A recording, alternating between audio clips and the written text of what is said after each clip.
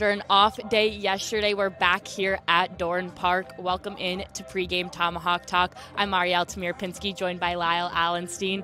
The Braves will take on the Chatham Anglers for the third time tonight. And we have a familiar pitcher on the mound, Zane Petty. Yeah, Zane Petty is making his third start against Chatham. He's familiar. He's found success both times. Last time the two squads faced each other, only gave up one run. They came out victorious both times, so if it ain't broke, don't fix it. And Riker Waite was out for a few games with a groin injury, and we're seeing him back in the lineup tonight, too. Yeah, last time Riker played, he awkward slide kind of at first base on a hit that ended up being an error, but ended up tying the game against Katuitt. That ended up being a difference in that one where they had the walk-off with Braden Holcomb in the last game. But last time Riker played a full game was against Chatham. Found quite some success from the plate, 2 for 4, run, RBI.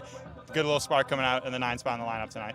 Right, well, first pitch will be at 6 p.m., but there's more pregame coverage coming up next, so don't go anywhere. Ariel Tamir-Pinsky now joined by Adam Gotkin and Devon Jarvis. Adam, we're 2-0 against Chatham. We see him again tonight. Yeah, those first 2 games against the Anglers were 2 of the best games that the Bourne Braves have played all season. The only 2 wins that this team has that aren't one-run wins. So, you know, that there's been something good against this Anglers squad. Bourne's done a really good job of playing complete games against Chatham this year. That's been a bit of an issue at times, but, you know, whatever it is against these Anglers, they've been really good. Devon, talk to me about what we can expect from the Chatham pitching tonight. Well, we're going to see another great pitcher from the Anglers tonight. Luke Jackson has already spent 2 years at Texas A&M. We've only seen him once this year. It was a 4-inning run for him. He only allowed 1 run. But this Chatham team in general has been throwing some really tough pitching at the Bourne Braves. We saw J.T. Quinn last time. After his first performance, he was up for one of the better pitchers in the entire Cape League. So now we see another really solid pitcher in Jackson. It'll be fun to see. Well, Bourne was on that 3-game win streak after it was snapped versus Falmouth before our off day. What do we got to do to get back on track? Well, the big thing is doing what they did in the first 2 games against Chatham, and that's playing a full baseball game. You know, last time out against Falmouth, there was a point in the game where Bourne had 12 straight batters retired. Stuff like that just can't happen. You got to play all 9 innings. Well, don't go anywhere. More pregame coverage coming up, and first pitch at 6 p.m. Ariel Tamir-Pinsky now joined by John LeGrand from St. John's. John, you have 12 hits this season, 5 RBIs. What's been your approach? Just keeping it simple, fastball adjust, and yeah, just taking my deep breath. Going from there. What have you been able to learn from Landers or the other coaches being on this team? Just to be where your feet are, just relax, and just the little things, honestly, on the baseball field. But yeah. This will be your 3rd game against Chatham. Any specific adjustments you're going to be making playing this team for the 3rd time? Well, we've done pretty well offensively, pitching and defensively, so we're just going to keep the same mindset, the same plan, and just go from there. Yeah. Well, thanks for joining me. Good luck tonight. It's an absolutely perfect evening for baseball on the Cape. It's the final Red Shirt Friday of June, and we've got a great matchup on hand. The Bourne Braves taking on the Chatham Anglers. Hello, everyone, and welcome into Dorn Park. I'm Adam Gotkin, alongside Devon Jarvis. Our sideline reporter, Ariel Tamir-Pinsky, will join us later on. We come into today's game after an off day yesterday. Bourne enters today 4-5-1, Chatham 2-5-3. Both these teams have not won since before the off day and since a couple days before the off day. So, Devin, a chance for both these teams to get back on track today. Yeah, I think for Bourne, they were riding that hot streak and just couldn't quite find the spark that they did in their previous games against Falmouth on Wednesday. And this Chatham team just hasn't won in a really long time. They're short on players right now. They only have 9 total position players today. They have a smaller roster, but some new guys coming in who should be interesting once they get a little bit more comfortable. Chase Fralick, catcher from Auburn, he was really solid there. He's batting in this Chatham lineup today. You'd think once Chatham kind of gets their guys in their rhythm, they're going to find some more wins. The Anglers haven't won in the last 8 days. Bourne's last win came 3 days ago, so Bravos have been playing better baseball, and Bourne's been playing great baseball against Chatham this season. Somehow, this is already the 3rd meeting between these 2 teams, the 3rd of 4, and Bourne is 2-0 in the 2 prior matchups. Yes, they are, and they're about to see the same pitcher 3 times in a row. Zane Petty on the mound for Bourne. He started that first home game against Chatham. He started that away game last Saturday against the Anglers, and he's back again today. He's kind of given them nightmares in his first couple games. He's only got a 1.74 ERA in his 10 1/3 pitch. This Chatham team has not been able to break Bourne. They've not been able to break St. Petty. Luke Jackson gets the start today for Chatham, his second start of the season. His first one was actually the last win for the Anglers, again 8 days ago, a 4-2 victory over Cotuit. First pitch is coming up shortly, so we'll get you today's starting lineups. Devon? Absolutely. Let's begin with the Chatham Anglers. The center fielder, Henry Ford, leads off. He's just committed to Tennessee last week. Batting second is Gavin Gallagher from UNC. He's playing third base. Ethan Mendoza out of Texas is playing second base and batting third. Batting cleanup, Chase Freilich from Auburn. He's playing first base. Daniel Jackson's batting fifth out of Georgia, playing designated hitter. Batting sixth is Jackson Freeman from Northwestern, playing right field. Batting seventh, Jake Hanley from Indiana, playing left field. Noah Miller is batting eighth out of Michigan. He's catcher today. Isaiah Lane rounds out the lineup out of San Diego, playing shortstop. For the Bourne Braves, it's Logan Hughes leading off. Usually a cleanup hitter, he's leading the league in OPS. He takes the leadoff spot today out of Texas Tech, playing right field. Braden Holcomb bats second. Cade Lewis is batting third. Weber Neal's batting fourth. John LeGrand batting fifth. Ryan Cooney, the second baseman, batting sixth. Nick Groves, playing center field, bats seventh. Batting eighth, Jimmy Keenan from Wake Forest, playing catcher. And batting ninth, back in the lineup after a short break for injury, is Riker Waite out of Vanderbilt, playing shortstop. This is a Bourne offense that's been hitting the ball pretty well this season. Third in batting average in the league. There's a number of players, 4 of them who are hitting over 300 in lineup. Chatham, on the other hand, hitting just 196 as a team. That's second worst in the league. And there's not a single Angler hitting over 300. The highest batting average in the starting lineup is Jackson Freeman, the right fielder and number 6 hitter. He's hitting just 267. Chatham does average more runs per game, though, than Bourne. The Anglers average 3.9. The Braves average 3.7. Again, these teams have already played twice this year. In the second game of the season at Dorn Park, a game that the Braves won, and then the 7th game of the season at Veterans Field, another game that the Braves won 6-1. Well, today is also Military and First Responder Appreciation Night. We have a number of first responders and members of the military who have joined us today, and we will step aside as the ceremony commences on the field. As we honor America with a presentation of the colors. Tonight's colors are presented by U.S. Coast Guard Southeast Sector New England Color Guard.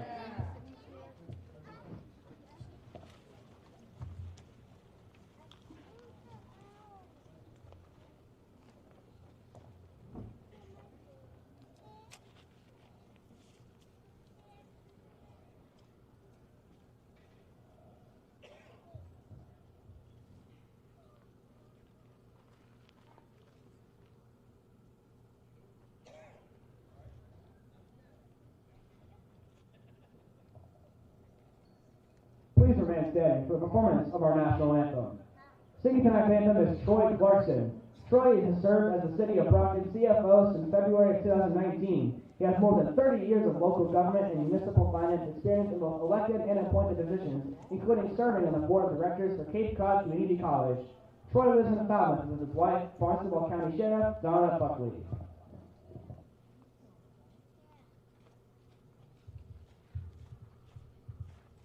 Oh, say, can you see by the dawn's early light what so proudly we hailed at the twilight's last gleaming, whose broad stripes and bright stars through the perilous fight o'er the ramparts we watched were so gallantly streaming, and the rocket's red glare, the bombs bursting in air, gave proof through the night that our flag was still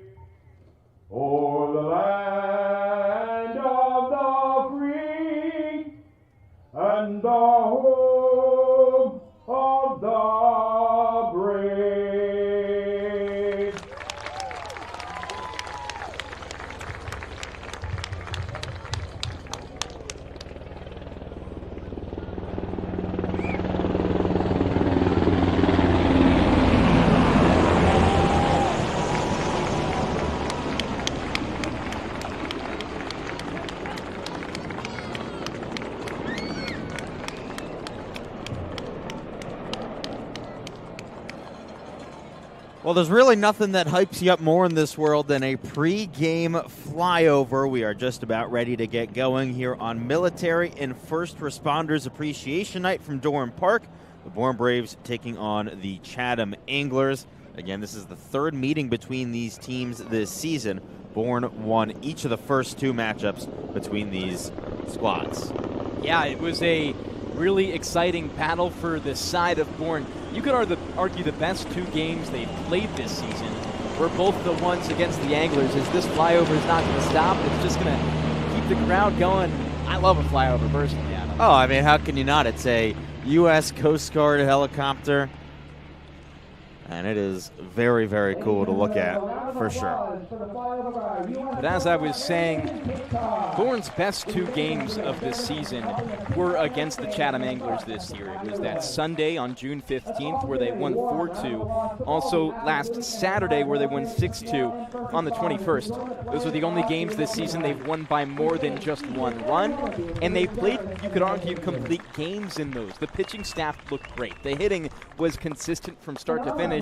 It didn't come at the end. And that's when the Braves win baseball games. It's when their offense gets runs on the board early. In almost every game, they've put runs on the board early, and they've had a real shot at winning. The pitching staff has also been really good for the Bravos this season against the Anglers. In those two games, they've held Chatham to just 3 runs, and there hasn't been a single crooked number put up. So all just 1-run innings for the Anglers, and that's why the Braves have had so much success in this season series. This is the final time this season that these two teams face off here at Dorn Park. It is Red Shirt Friday, so Bourne's wearing the red jerseys with the camo numbers. Chatham in its usual road blues and gray pants. Yeah, these two teams don't square off for exactly another month. They're playing on July 27th. The next time at Veterans Field, so it's not very often you get the same team playing 3 times before the end of the first month, the first couple weeks, but these two teams have seen enough of each other, and I'm sure Chatham's pretty sick of seeing Bourne. They're going to want revenge, as this Bourne team has pretty much handled them in both games. It is just an awkward schedule this year. You know, Bourne still hasn't played Wareham, an in-division team, and yet this will be the 3rd time that they play a team out of division. That's just how things work out here on the Cape. I know that the Anglers fans aren't going to be too upset because this is one of the longer drives, so to get that out of the way. That's why a lot of the interdivision games are so early in the season. They want to get that travel out of the way, and usually as the summer goes on and it gets hotter, there are more people, and things just get more exciting out here on the Cape. Well, finally, after the pregame ceremony, we are about ready to get things going. It is the right-hander Zane Petty getting the start for the Bravos today. As we've mentioned, this is his 3rd start of the season and his 3rd time starting against Chatham. In his 2 prior starts, he's got a 1.74 ERA. In 10 innings, he's given up 5 hits, 7 walks, 12 strikeouts. The last start this past Saturday was a game Bourne won 6-1. Petty went 5 2/3 innings, gave up 2 hits, 1 run. He walked 3 and struck out 5. That 5 2/3 innings was the longest start of the season up to that point on the Cape, and Petty still holds that mark. He was really efficient, and that's why he was so successful. Yeah, he probably could have gone for a little bit longer too, but they wanted to play it on the safe side. This guy Petty is just an animal out there, especially when he gets in his rhythm. He was going off against JT Quinn last game, who was a phenomenal pitcher for this Chatham Angler team and still is. Take care of the opposition today on the bump. Hasn't had as much success as his predecessor Quinn, but still a solid pitcher out of Michigan, and we'll see how he does. Zane Petty, a draft-eligible rising senior. He's a guy who definitely could hear his name selected in the MLB draft next month. He's got electric stuff. He goes fastball, slider, curveball, cutter. Fastball in the mid-90s, can get up towards 95. His cutter is a really tough pitch to hit, and he really keeps batters off balance with it. There's the final warm-up pitch, and we are ready to get going. It's Henry Ford, Gavin Gallagher, and Ethan Mendoza due up in this top of the 1st inning. Now batting from Virginia. So Henry Ford stands in. The big, lanky center fielder. He just committed to the University of Tennessee a few days ago after spending his first couple of collegiate seasons at the University of Virginia. He is a draft-eligible player, the number 73 prospect according to MLB.com. First pitch of the day, misses outside on a fastball, and the count 1-0 to get us going.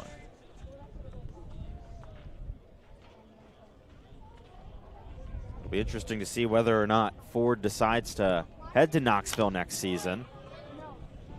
There's no doubt that he's a very intriguing pro prospect with his size, 6'5", 220. He's got great bat-to-ball ability. Struggled a little bit so far this summer, hitting just 231, but already 5 extra base hits, so the power has been there. Yeah, he leads this team in hits, doubles, home runs. He's really potent, RBIs as well. He's a dangerous guy out there that MLB scouts just love. That's why he's such a high prospect. Ford hit a 2-run home run in the top of the 9th to tie the game last time out. The 1-2 pitch outside, and it's 2-2. That was a wild game for Chatham. They've already tied 3 games this season. Rintaro Sasaki hit a home run in the 7th for Katuitt, his first of the summer. Then Ford tied it. The pitch, swing and a miss, strike 3. No better way to start the day for Zane Petty. It's a strikeout swinging, and we've got 1 out in the top of the first inning. Now batting from North Carolina. It's a perfect start for Petty, who's going to have to get going early. He's been able to go really long distances for Bourne, and against this Chatham team, you really don't want to let anything up. Give your bats a chance to get a big lead while you're the starter. It brings Gavin Gallagher to the plate, the third baseman out of North Carolina. He watches the first pitch, a ball. Gallagher hitting 240 on the season. An improvement from hitting 202 last summer with the YD Red Sox. Takes a swing and a miss. The count 1-1.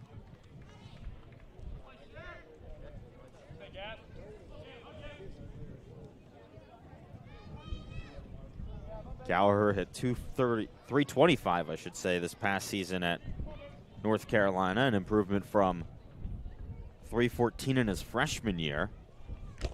He was really the Tar Heels' star and top option, the most outstanding player of the Chapel Hill Regional. I mean, he was exceptional then with 10 RBIs and a 722 batting average. Gallagher looking for another good summer here out on the Cape. Fastball outside, the count 2-2 to the number 2 hitter.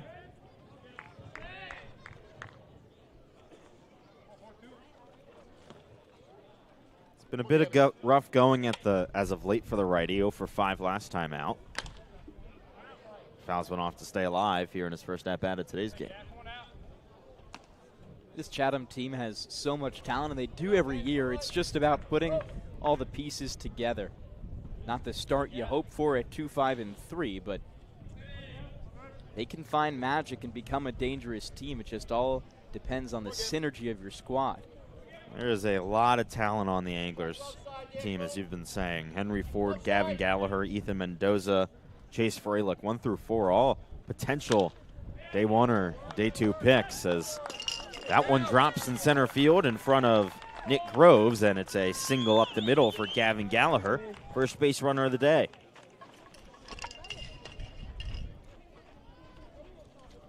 So it does bring Ethan Mendoza to the plate. He's been swinging a really hot bat recently, hitting 262 on the season, but 2 for 3 with 2 walks last time out.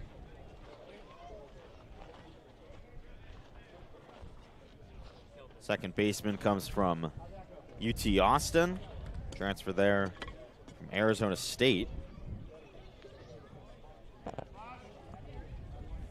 First pitch misses upstairs. Mendoza spent his 2023 summer with the State College Spikes in the MLB Draft League. Very cool news that came out today. The Cape League will send a all-star team to take on the Draft League on Monday at Citi Field. It's a really exciting game, an exciting opportunity for these players. Should be a really good time, kind of like Fenway in some sense. Orleans got to play a game against the Draft League. Now it's teams choosing to send their own players to Citi Field. Fastball misses high from Petty. Bourne choosing to send Braden Holcomb, Weber Niels, Cade Lewis, and Will Whelan.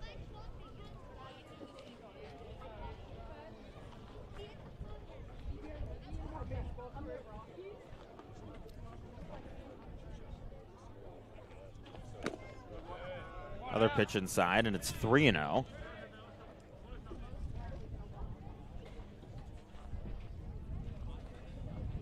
Mendoza's walked only 4 times this season. He is one of just 2 anglers to have played in every game. Watches the 3-0, and it just misses upstairs, ball 4. 4-pitch walk to Ethan Mendoza, and there's 2 on with just 1 out here in the top of the first for Chase Froelich. Petty hasn't been a complete stranger to walks in his outings so far on the Cape. That's his 8th on the year, so it's not the most concerning, but it's probably one of the areas you can critique him on as a pitcher with how phenomenal he's been for the Braves. Froelich, the first baseman today for Chatham, a freshman All-American after he hit .278 in his first season with Auburn.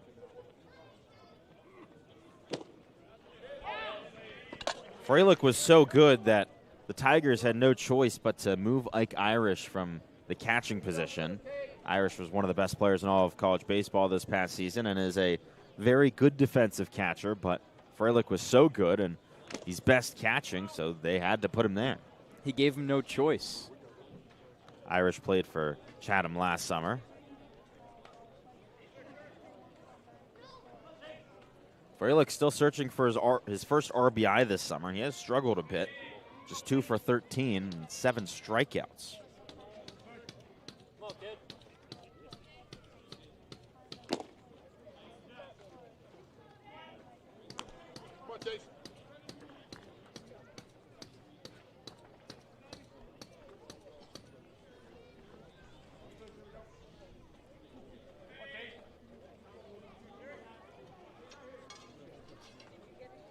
The kick in the 1-2, both runners going, and that's a ground ball that gets through the left side. Gallagher scores. Mendoza gets the stop sign at third. It's an RBI single for Chase Froelich, and it's 1-0 Anglers in the top of the first inning.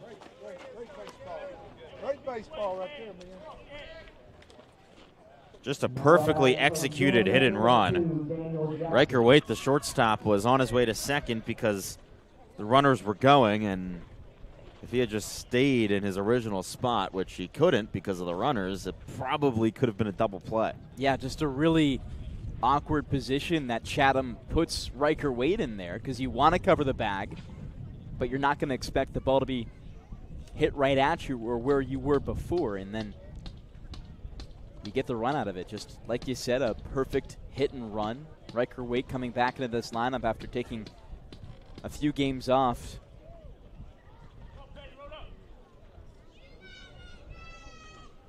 So Scott Landers on his way back to the Bourne dugout after his first mound visit of the day, and Zane Petty going to look to try and shut things down here after a bit of a shaky start to this top of the first. Petty hasn't given up more than 1 run in an inning yet this season, but Ethan Mendoza stands just 90 feet away.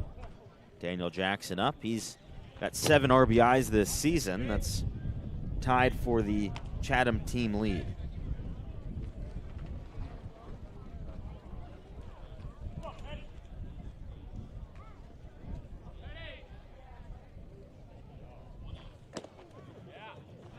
Another ball in the count, 2-0. Petty just struggling to locate a bit. Just 10 strikes through his first 21 pitches. Finds the zone there on a fastball.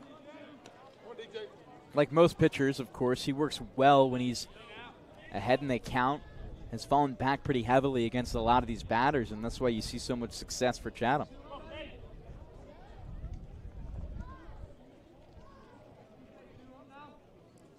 2-1. That misses low. These Chatham players are just watching them by, and then by the time you get to a 3-0, 3-1 count, they don't have to swing, and they're not going to chase. Kicking the pitch. Fouled back.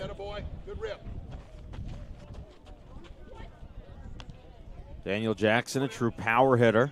He's already got 2 home runs this season. Had just 29 hits for the University of Georgia in the sophomore year. 14 of them were homers. So when he gets a piece of it, sends it a long way. Any ball in the outfield would score another run. Mendoza, who's at third, is one of Chatham's faster runners.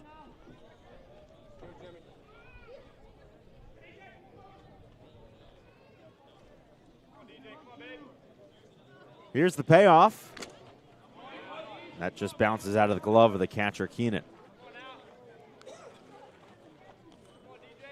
Almost a foul tip, strike 3, but we'll have to do it again with the count full.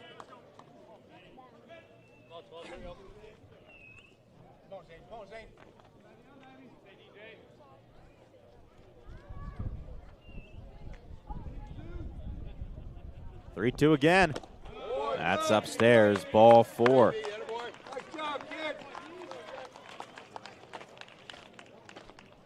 Single walk, and the bases are loaded here in the top of the first inning for Jackson Freeman. With Chatham already up 1-0. Freeman has just 1 RBI this year, hitting .267. A lefty can blow this game open here in the top of the first. First pitch in for a strike from Petty. Getting ahead in the count is crucial here because you can draw weak contact and then either get an easy out or look to turn 2 and end this inning. Swing and a miss on the fastball, 0-2. Nice bounce back here from Petty, getting ahead in the count. From the wind, here's the pitch. Swing and a miss, strike 3. Fastball heavy from Zane Petty, and it works against Jackson Freeman. That's the second strikeout at the top of the first. And now it's Jake Hanley to step to the dish with the bases still loaded and 2 gone. Petty trying to get out of this, giving up just 1 run. Hanley went 2 for 3 last time out. Watches the first pitch upstairs. Left-handed hitter comes out of Indiana University. Another big frame in this Chatham lineup, 6'6", 235. Swing and a miss at an off-speed low. Good secondary, see you score.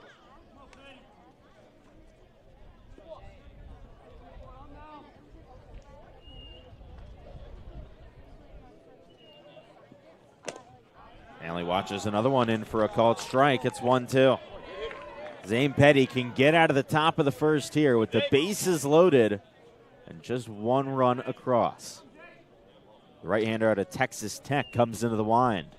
Swing and a miss, strike 3. Zane Petty bounces back after allowing 4 base runners on in a row. He strikes out 2 in a row. Strikes out all 3 outs in the top of the first, and we're into the bottom of the first with the score 1-0 Chatham. You're watching the Bourne Braves Broadcast Network on Cape League TV.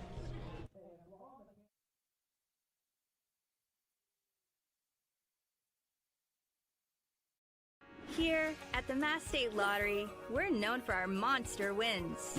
But there's no bigger win than the $1 billion we provide each year to support all 351 cities and towns in Massachusetts. In our game, we know that supporting local businesses and helping communities is how we all win. Because at the lottery, we're all playing for the home team. The Mass State Lottery. Welcome to the state of winning. need to dig, lift, move, grade, clear, or cut, pump, weld, clean, light, and just about anything else, dial up the rental source for the newest and the most reliable equipment in New England. Staffed with equipment and construction experts. Milton Rents, your local source. You can make any bat feel lighter by adding a velo puck knob. Instead of having to go get a whole entirely new bat, you can simply add the puck to it. Players can use this with any bat. It's basically going to shift the weight of the bat a little bit more towards the hands. Players are able to hit the ball a lot harder just by simply adding the puck on.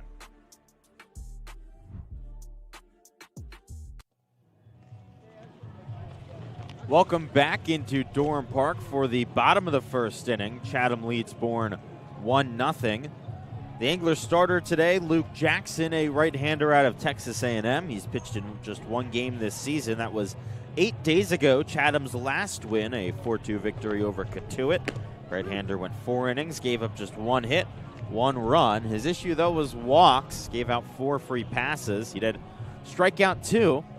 Go up against Logan Hughes, Braden Holcomb, Cade Lewis, the top of this Bourne order. All 3 guys who have played in every game this season. Logan Hughes makes his way into the left-handed box. He's been the best hitter on the Cape this summer. Leads the league in OPS at 1,023. First time he's at the top of the order, though. First pitch from Jackson, misses low.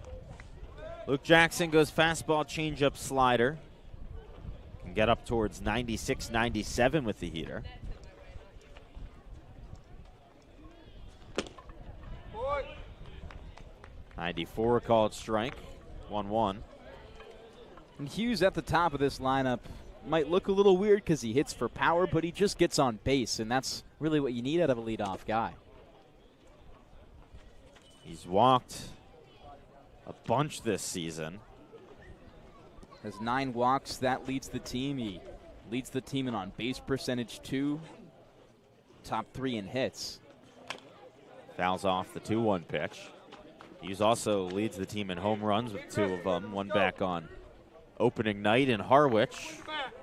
And then 1 in Orleans in the top of the 9th 2 nights ago to give Bourne the 2-1 lead. The 2-2 pitch. Hit hard towards second. An easy play for Mendoza. Out number 1.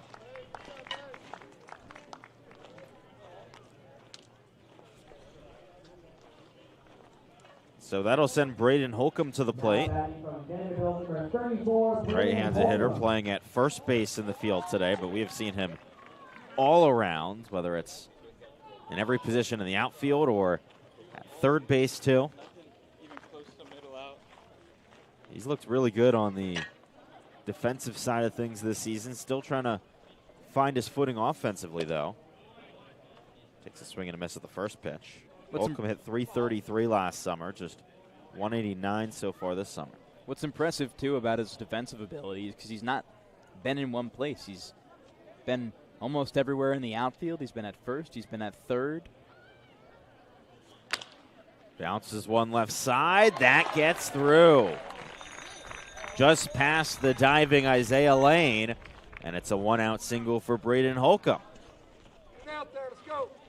So similar to how Chatham got things going on offense in the top half of this inning with a out to the leadoff man, then a leadoff single. Now it's Cade Lewis to snap to the dish. Another one of the guys who's been one of Bourne's best hitters this season, batting .324. This is outside. Count 1-0 to Lewis. He's got it on base in just about every game other than that outing at Orleans a couple days ago. Lewis has a hit in 9 to 10 games this season. Pick over to first to keep Braden Holcomb where he is. Maybe a smart move there because he's very fast on the base paths, 5 for 6 attempting steals this year.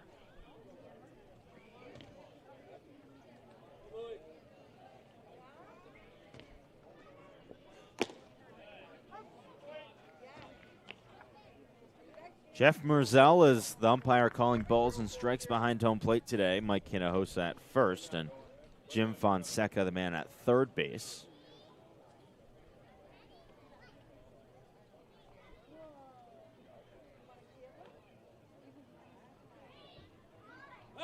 Another pickoff attempt, and Holcomb back in time again.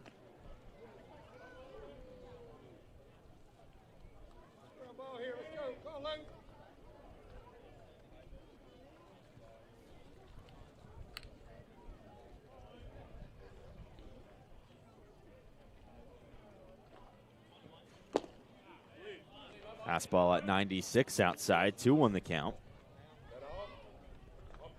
Luke Jackson in his second summer on the Cape, spent last year with Orleans, made 5 appearances.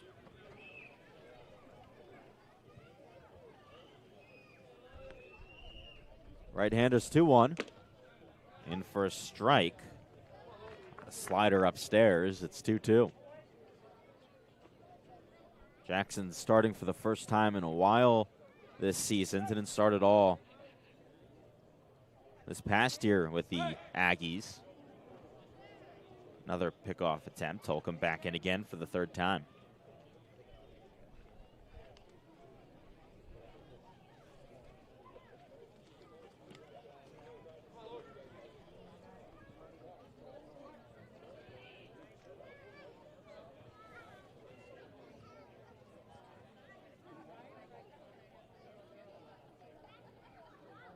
The kick in, the 2-2. Called strike 3. Fastball right on the paint. That's out number 2 at the bottom of the first.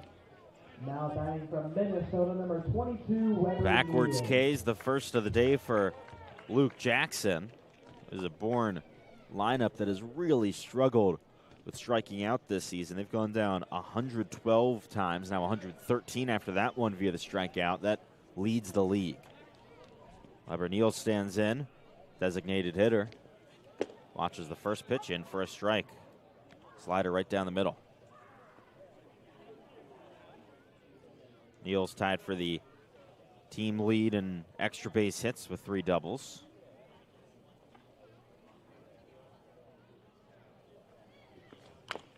Fouls one off, 0-2.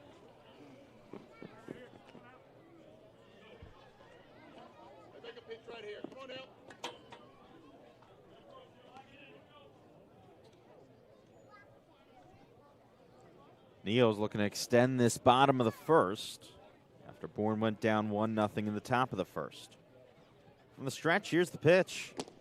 Low and outside, 1-2. If there's anything that Bourne's been really solid at this season, it's responding after going down. And this Chatham team with only 1 run can give it back to Bourne for them to bring it to their favor. 1-2. Fouled off. In the first meeting between these teams at Dorn Park, Chatham struck first in the 3rd inning, but Bourne bounced back right away and tied the game in the bottom of the 3rd.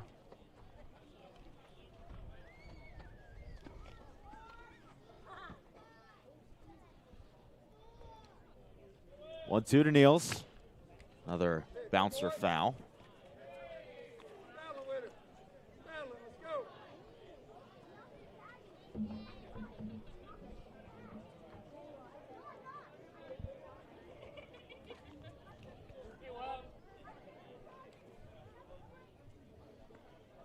Jackson to get out of the first. Will stay alive. Niels fouls off another one.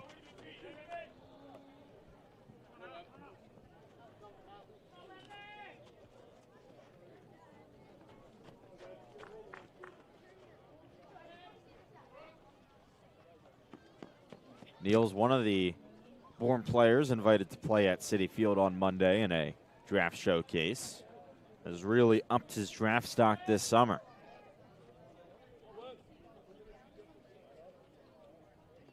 1-2. Out back again. Niels continues to battle. one of a couple guys on this team who's not only playing to help the Bourne Braves win, but also up his draft stock. And he's been really, really solid this season and continues to battle in at-bats. Was a star for Bourne against Chatham in their last matchup 6 days ago. The 1-2. Swing and a miss. Niels couldn't hold up on a slider low and outside. That's strike 3, out number 3 of the bottom of the first inning. But before we step aside, we would like to thank Keystone Place. Keystone Place at Buzzards Bay is Bourne's premier senior living community. Conveniently located adjacent to the Cape Cod Canal. Visit us at KeystonePlace@BuzzardsBay.com. Also, Marty Chevrolet, your dealer for the people, proudly supports the Bourne Braves baseball team. See all our cars and trucks at MartyChevrolet.com and go Braves. We'll step aside for a moment, be back in a minute for the second inning.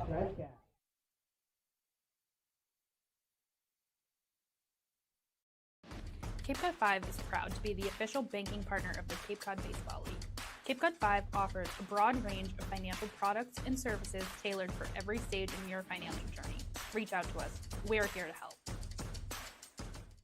If you can dream it, if you can cruise in it, if you can summer in it, fish from it, or take it for a day at the beach, we can protect it. The Baldwin Group, protecting the possible. Get ready for big results with our small machines. With more power, performance, comfort, and savings. They're ready for every job. And we're ready with plenty of inventory, the best support in the business, same-day parts availability, and locations across the Northeast. So you can always be ready to work. Milton Cat, always ready.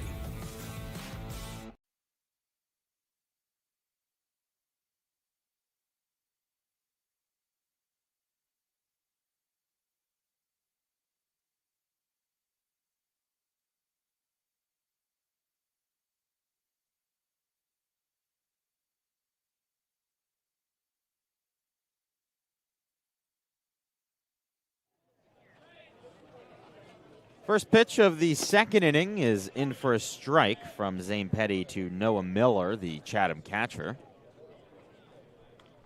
Petty hoping for a much quicker second inning after he saw 8 or 7 batters in the first and gave up 1 run. Impressive job, though, by the right-hander to get out of a jam with the bases loaded and just 1 out and only give up that 1 run.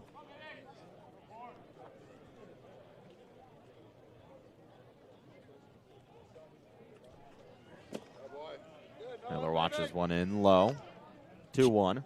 Chatham very efficient with their offense this season. They have far less hits than Bourne, but just do a little bit better when it comes to converting runners in scoring position.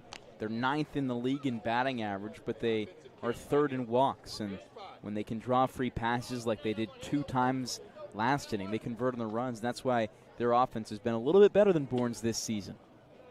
That's ball 4 on a fastball low and inside. Already the 3rd walk of the outing from Zane Petty. And it brings up the number 9 hitter, Isaiah Lane. Walks have been an issue for this Bravos pitching staff. 60 on the season. That's most in the league.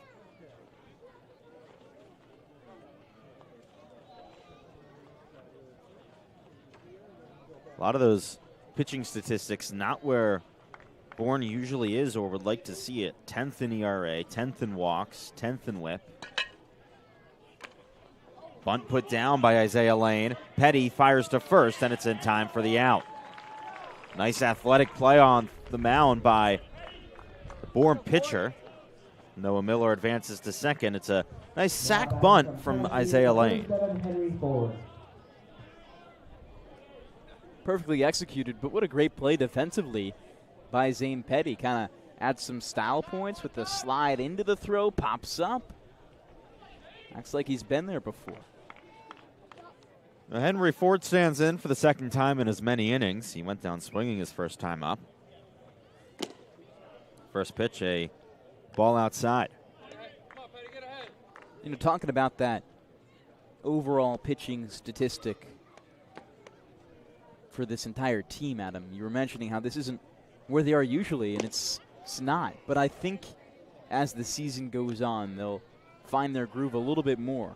Last season, they didn't start out too hot as a team. They still made the final. Same thing for the 2 years before that under Scott Landers. But consistently through those 3 years, they've been able to lead the Cape or be second in ERA, have just a really good pitching staff, which is what their team's success was built on. They haven't had that this year, and while we're only a quarter of the way through, it's subject to change. That's kind of the pressing matter, you could say.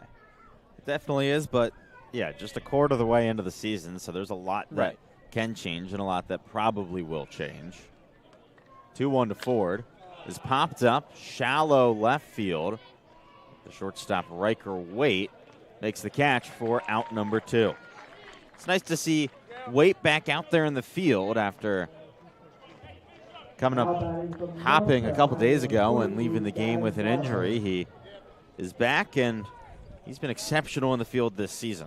He's been really, really good. He was solid against Chatham last time. He had the start there, and he's one of those players where if you looked at the entire roster list for Bourne, he might not have been the one that jumps off the page as somebody who's really going to make an impact, but he has this year and takes a game off or two for battling an injury. Now he's back and still very exciting to watch on both sides. First pitch to Gavin Gallagher fouled off. It also just tells you Waite's character for him to come back and keep playing when he's battling through an injury. Says that he wants to be out here and be getting better every single day. 1 misses upstairs. 1-1. You're not going to get a ton of playing time as a freshman at Vanderbilt, especially. Only 8 plate appearances last season. So he's just trying to earn his spot, which he very well could. In the dirt, nice block behind the plate by Jimmy Keenan. And he's typically a second baseman, too. But he's been just phenomenal at short for the Bourne Braves this year. It's really been fun to watch. That's why you've seen Ryan Cooney slide over, who's also typically a second baseman from Oregon.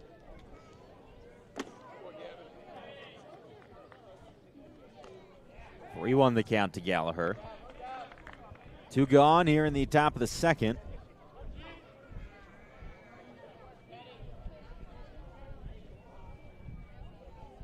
Pitch. Fouled off, and the count runs full. Gallagher was the man who came in to score last inning after hitting a 1-out single. He was brought home by Chase Freilich.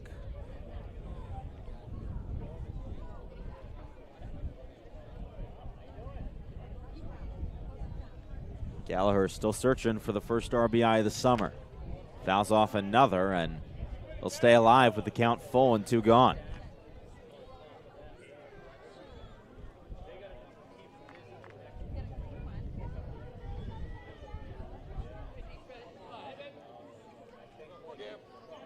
Gallagher had a whopping 68 RBIs for North Carolina this past year.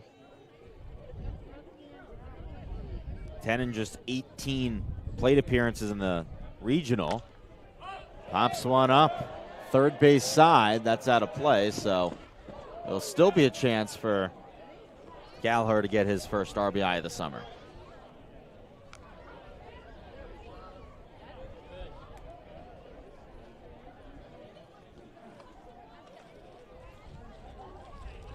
Petty all the way up to 50 pitches.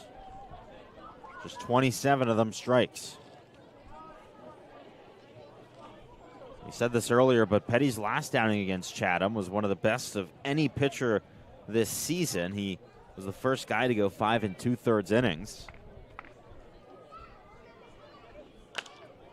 Another foul ball.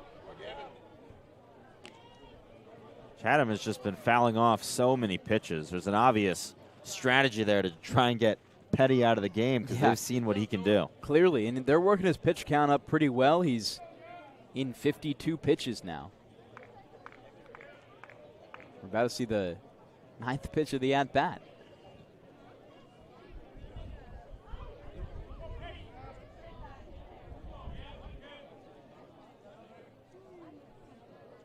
From the stretch, here's the payoff pitch.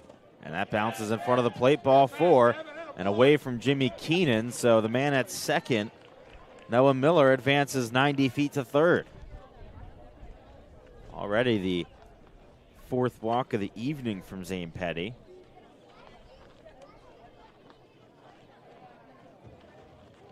He had just 3 walks last time out, 4 in his first start of the season.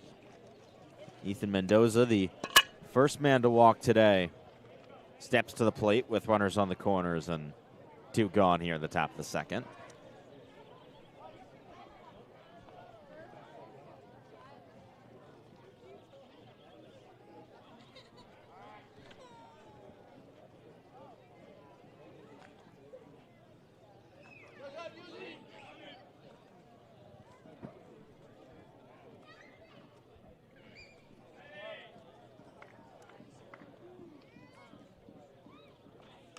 Mendoza skies the first pitch out of play.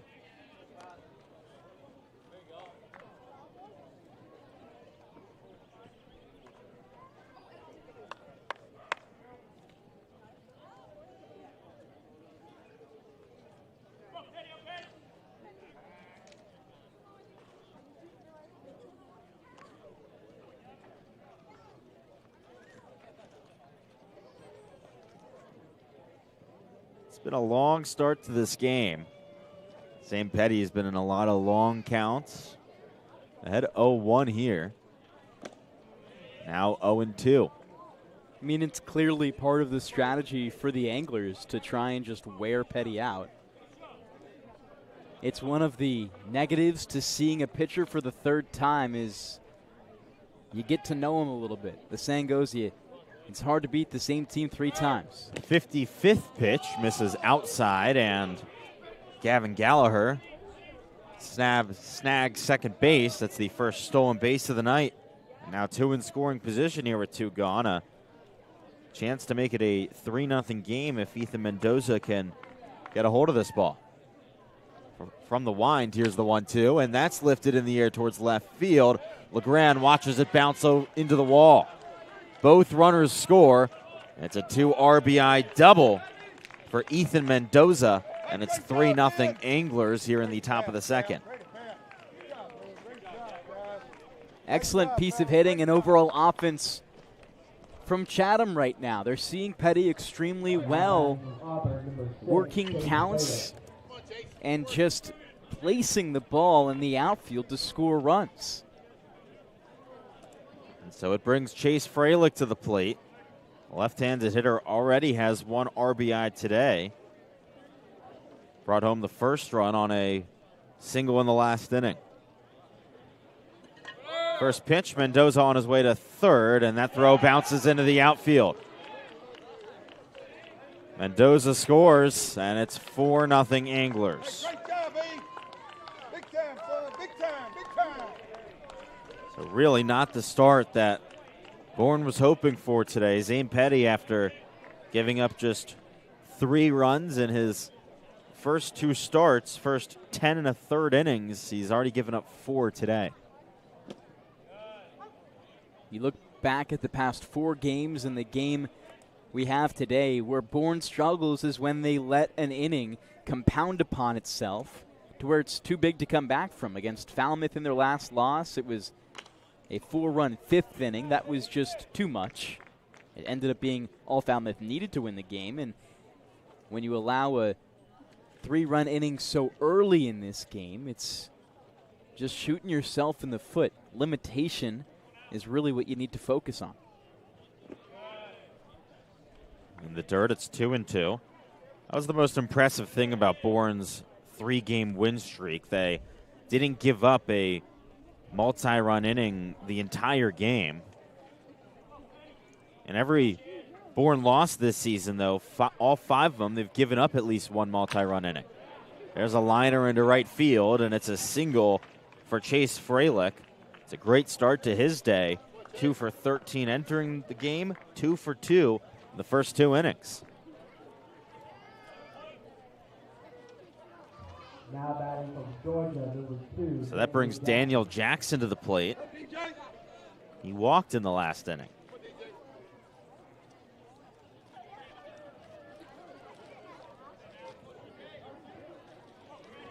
Chatham already up 4-0 here. Looking for more in the top of the second. First pitch to Jackson in the dirt.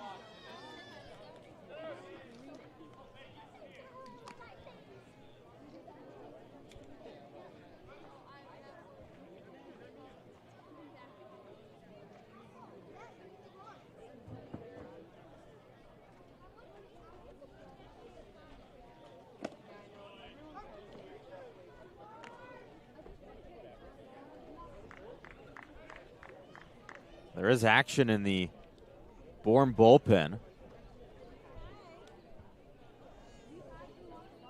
As Petty's 64th pitch misses inside, and it's 2-1.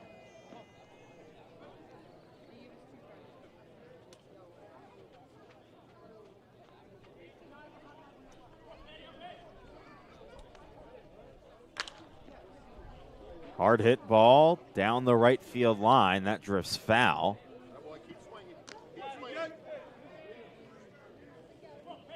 Another one that Chatham bat has just gotten a big piece of. Daniel Jackson looking to keep things going here, keep this 2-out rally going for the Anglers. It's Nate Wysong getting loose in the pen for Bourne. As a swing and a miss. There's strike 3 and the 4th strikeout of the day for Zane Petty to end the top of the second inning, but the damage already done. 3 runs crossed for Chatham on just 2 hits, 1 error, and we are into the bottom of the second with the score 4-0 Anglers.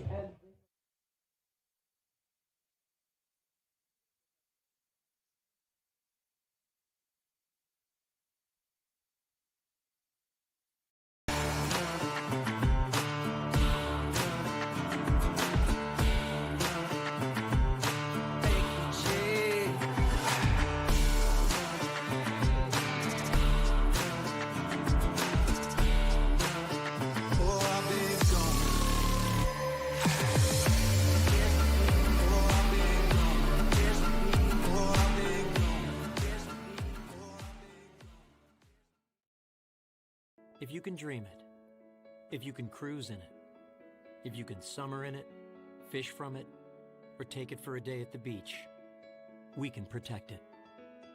The Baldwin Group, protecting the possible. There hasn't been a ton of training when it comes to bat speed or products for players to be able to train bat speed.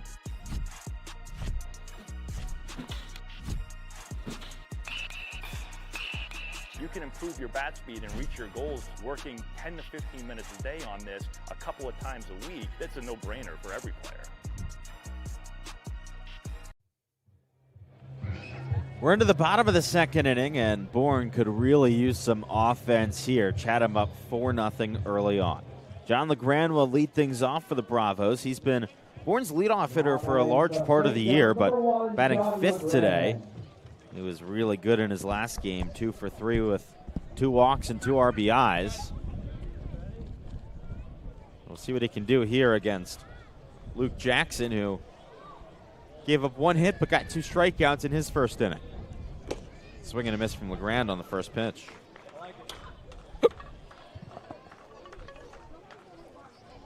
We haven't seen LeGrand pass the 2 spot all season long. So it's really...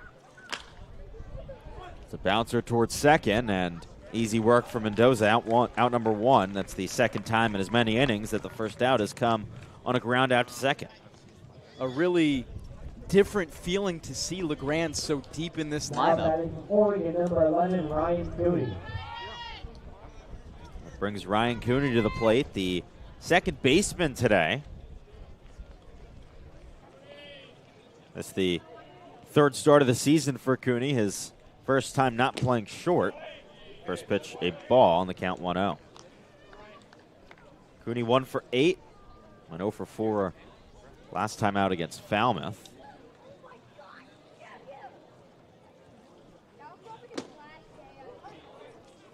And for a strike on the slider, it's 1-1.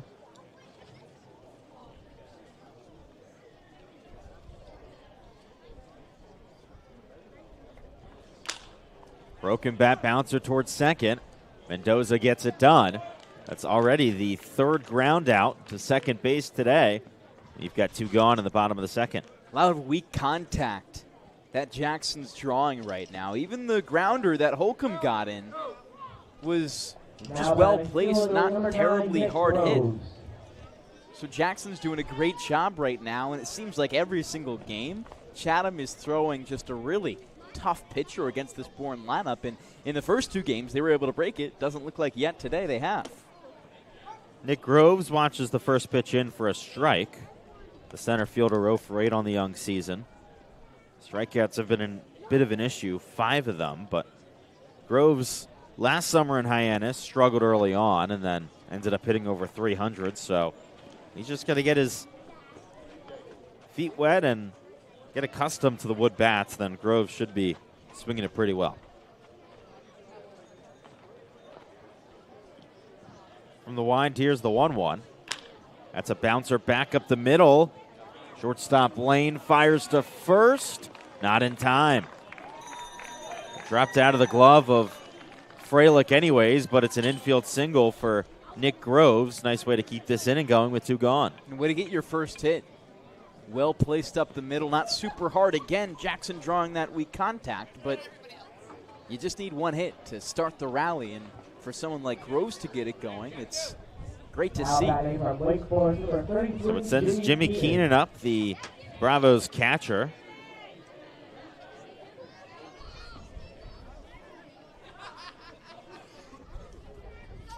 Keenan's got the last couple of games off. Pitch misses upstairs, 1-0. Last played in the Bourne win over Cotuit. He got a walk.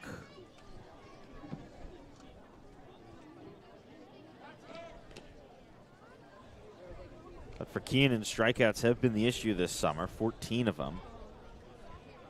Again, as I mentioned before, Bourne has struck out more than any other team in the league.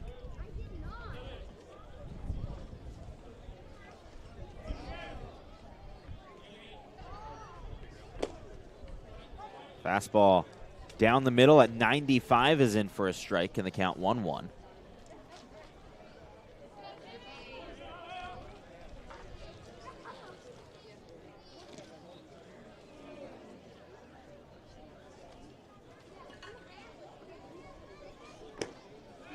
Back pick to first, and it's not in time. Nick Groves almost caught sleeping. A smart play behind the plate from Noah Miller.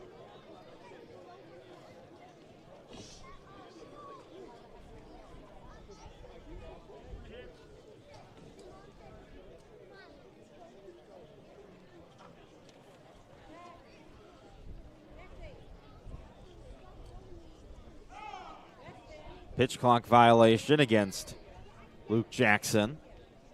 That's called by the umpire at second, Jim Fonseca, so it moves the count to 2-2.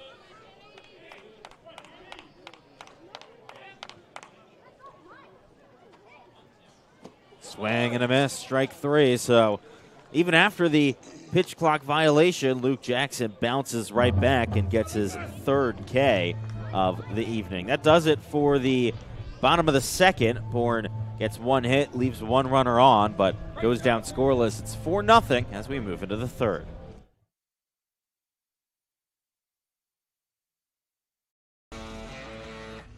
Get ready for big results with our small machines. With more power, performance, comfort, and savings, they're ready for every job. And we're ready with plenty of inventory, the best support in the business, same-day parts availability, and locations across the Northeast.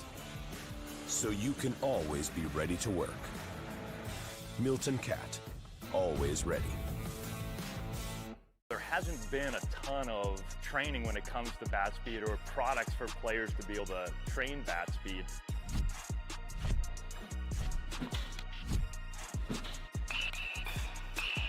You can improve your bat speed and reach your goals working 10 to 15 minutes a day on this a couple of times a week. That's a no-brainer for every player.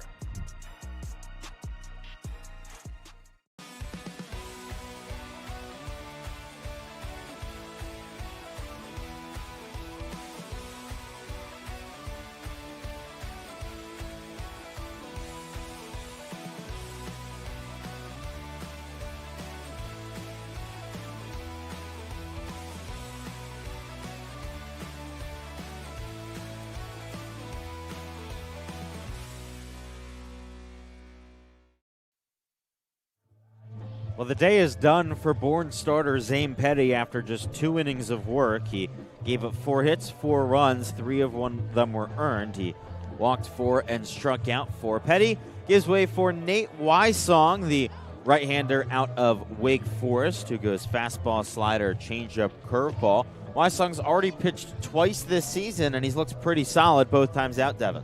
Yeah, he has. He's last come in against Katuitt in relief. 2 innings pitched, 1 hit, 1 earned run, 3 walks, 4 Ks. So again, you're a little bit concerned about that control, but he's shown a lot of promising stuff. Before that, 1 inning of pitching, 2 Ks, no runs against Brewster. So he's shown flashes of some really good pitching against this red-hot offensive Chatham team right now, who's just been able to pick apart Zane Petty. You're going to have to work extremely efficiently, or you could get out of this game fast. Just 2 innings for Petty. He was over 60 pitches. The Anglers have already sent 14 to the plate in just 2 innings. Jackson Freeman, who struck out swinging his first time up, digs in.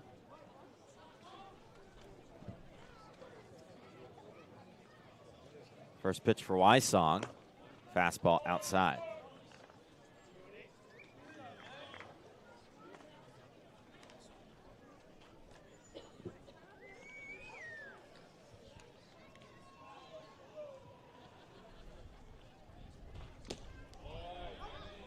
For a strike, 1-1. Wysong just finished up his freshman year at Wake Forest. Native of Pavia, Pennsylvania. He was a 3-sport athlete at Chestnut Ridge High School. Played baseball, basketball, and football. Something that you don't see as much of today, especially guys playing all 3 sports, but it's something that back in the day it was so common.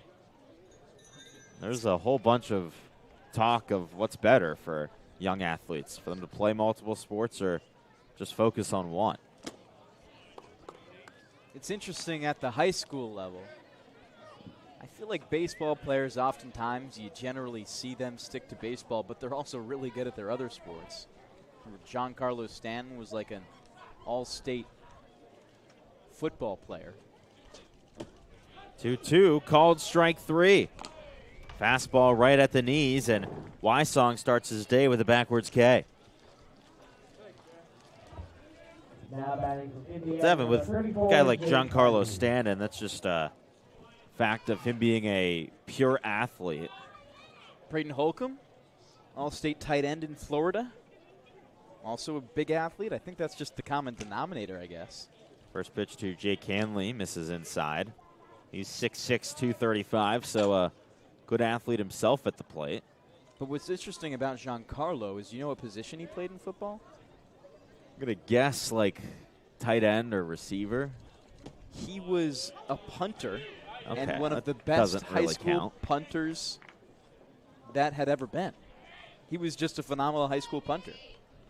I guess you could say an athlete, although I mean, I don't know how much punters are really athletes. Kickers and punters are athletes too, all right? And I guess if Giancarlo Stanton's doing it, then yes. My high school's punter was just one of the offensive linemen, so he maybe wasn't ours was as much of an athlete as you would think. He was like a 280-pound punter, but it got the job done. Pitch in for a strike. 2-2, the count to Hanley. Punter at my college is a linebacker, and then when he got hurt, it was a running back. I mean, hey, as long as you can kick it, I guess it doesn't really matter.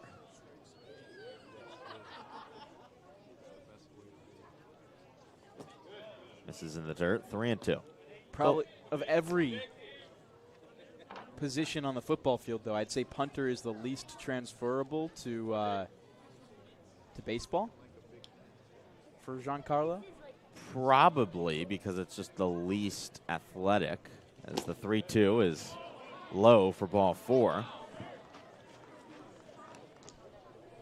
So Hanley reaches by way of a walk, and it'll bring Noah Miller to the plate. But all the other sports and the other positions in football, what they do for baseball players is just help raise their level of athleticism. And the hand-eye coordination. Of course, everything is connected. I mean, there's a reason that so many of the best athletes ever were multi-sport athletes. As there's a bouncer to third, a chance for 2. Lewis goes to Cooney, and the relay is in time for a double play. Around the horn they go, 5-4-3. And that does it for the top of the third. A walk in the middle of a strikeout and a double play. We're into the bottom of the third with the score 4-0 Chatham.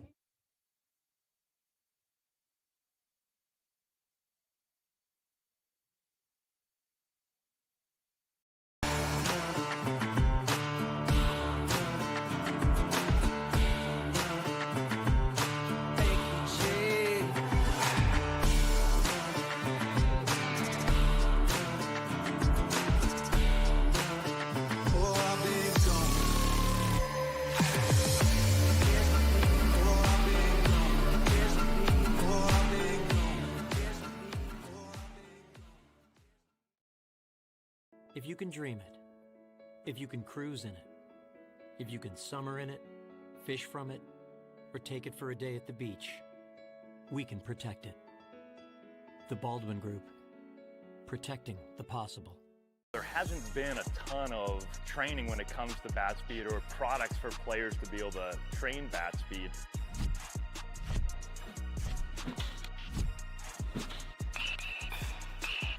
You can improve your bat speed and reach your goals working 10 to 15 minutes a day on this a couple of times a week. That's a no-brainer for every player.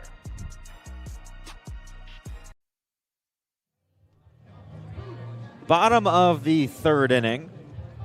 9-1-2 up for Bourne, and these Bravos bats really need to get something going, down 4-0 in both the first and second innings. It was a single each time out, and then groundouts to second and strikeouts. Riker Waite to lead things off, making his return to the lineup today. After missing a couple of games, the switch hitter will go from the left side against Luke Jackson, who has looked really good in his second start of the summer. And Riker's a player who can start a rally. He's got a really good bat, only batting .250, but gets on base a lot more, and you're starting with your second leadoff hitter in Riker, so it's a perfect spot. Third baseman Gallagher playing very far in. Waite played all around the order at the start of the season. We saw him batting 8th and in this 9 spot a number of times, but then with how good he was doing, he worked his way up to the leadoff spot, and he works a ball into right field for a leadoff single. So Riker Waite in his return to the lineup, looking real solid. A base hit, and that brings up the top of the order. Number 14, Logan Hughes. Logan Hughes makes his way to the dish. Grounded out to second his first time up. But another one of the guys in this Bourne order that can really get a rally going. Oftentimes he just is the rally. He might not start it, but he gets runners to score with that big bat of his. And a speedy Riker Waite, if he can steal second, gives Hughes a RBI opportunity. Swing and a miss. First pitch, slider. Waite is 3 for 3 on stolen base attempts this summer. Last summer, when he was playing in the Florida Collegiate League, Riker Waite broke the record for stolen bases with 54 of them, which seems just flat out impossible for 36 games. He was 54 for 37. It's just incredible what he did. Ricky Henderson? It's that level. Yeah. Hughes pops one up towards left field. Hanley battling against the sun makes the catch for out number 1.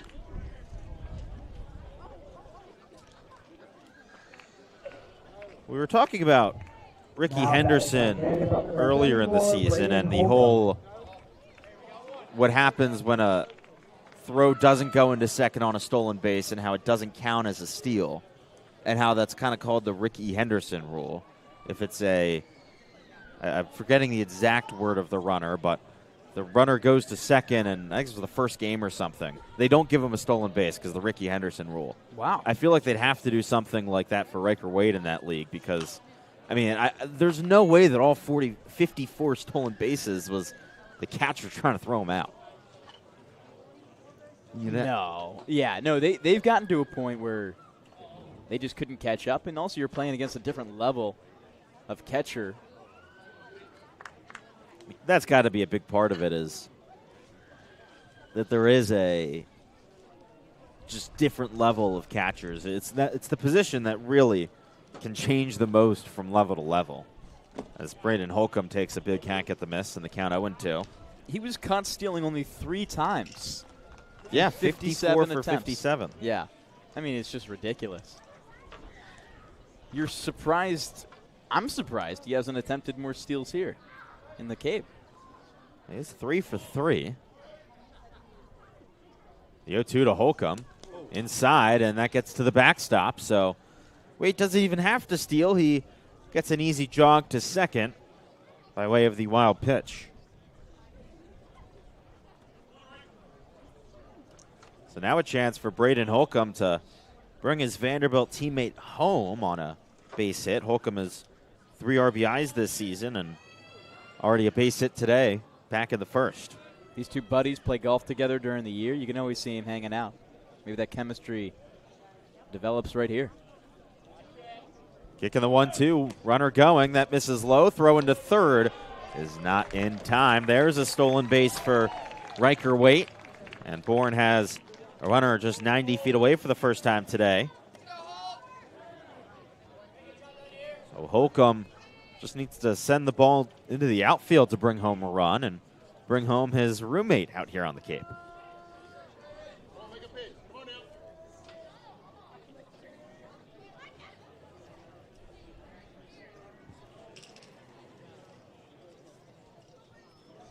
Jackson comes set. Here's the pitch. That misses low. Count now full to Holcomb, 3-2. Holcomb's done a really good job the past couple of games of being patient at the plate. He's completely changed his approach, really, from where he was at the start of the year, and it's led to more success, more walks, less strikeouts. Here's the payoff. That misses low and outside, ball 4. A great patient at bat from Braden Holcomb. He works a walk, and it's runners on the corners now for Cade Lewis. Number 23, Cade Lewis. So big chance here for Bourne's number 3 hitter. He's got 6 RBIs on the season. That leads the team. 2 very fast guys on base with Wade at third and Holcomb at first, who's 5 for 6 on the base pass this summer. Lewis fouls off the first pitch. It's a lethal duo if you want a double steal at him. We've seen Bourne execute it once before. They're 1 for 2.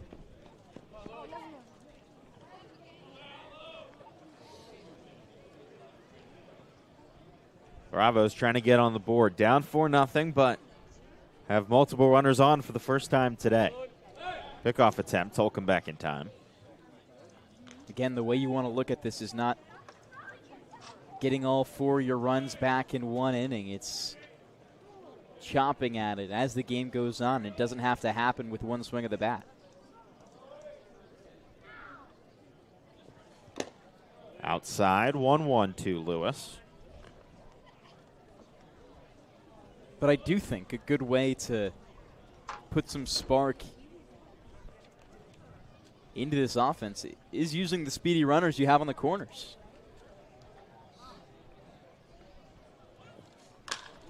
Lewis skies one to left field. Hanley makes the catch. Wait on his way home, and he'll score without a play.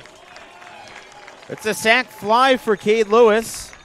He extends his team lead in RBIs up to 7. And it's a 4-1 ball game here in the bottom of the third. Now batting from Minnesota, number 22, Weber Niels. So it'll send the cleanup man, Weber Niels, to the plate with Braden Holcomb still at first base. And now 2 outs. Niels went down swinging his first time up today.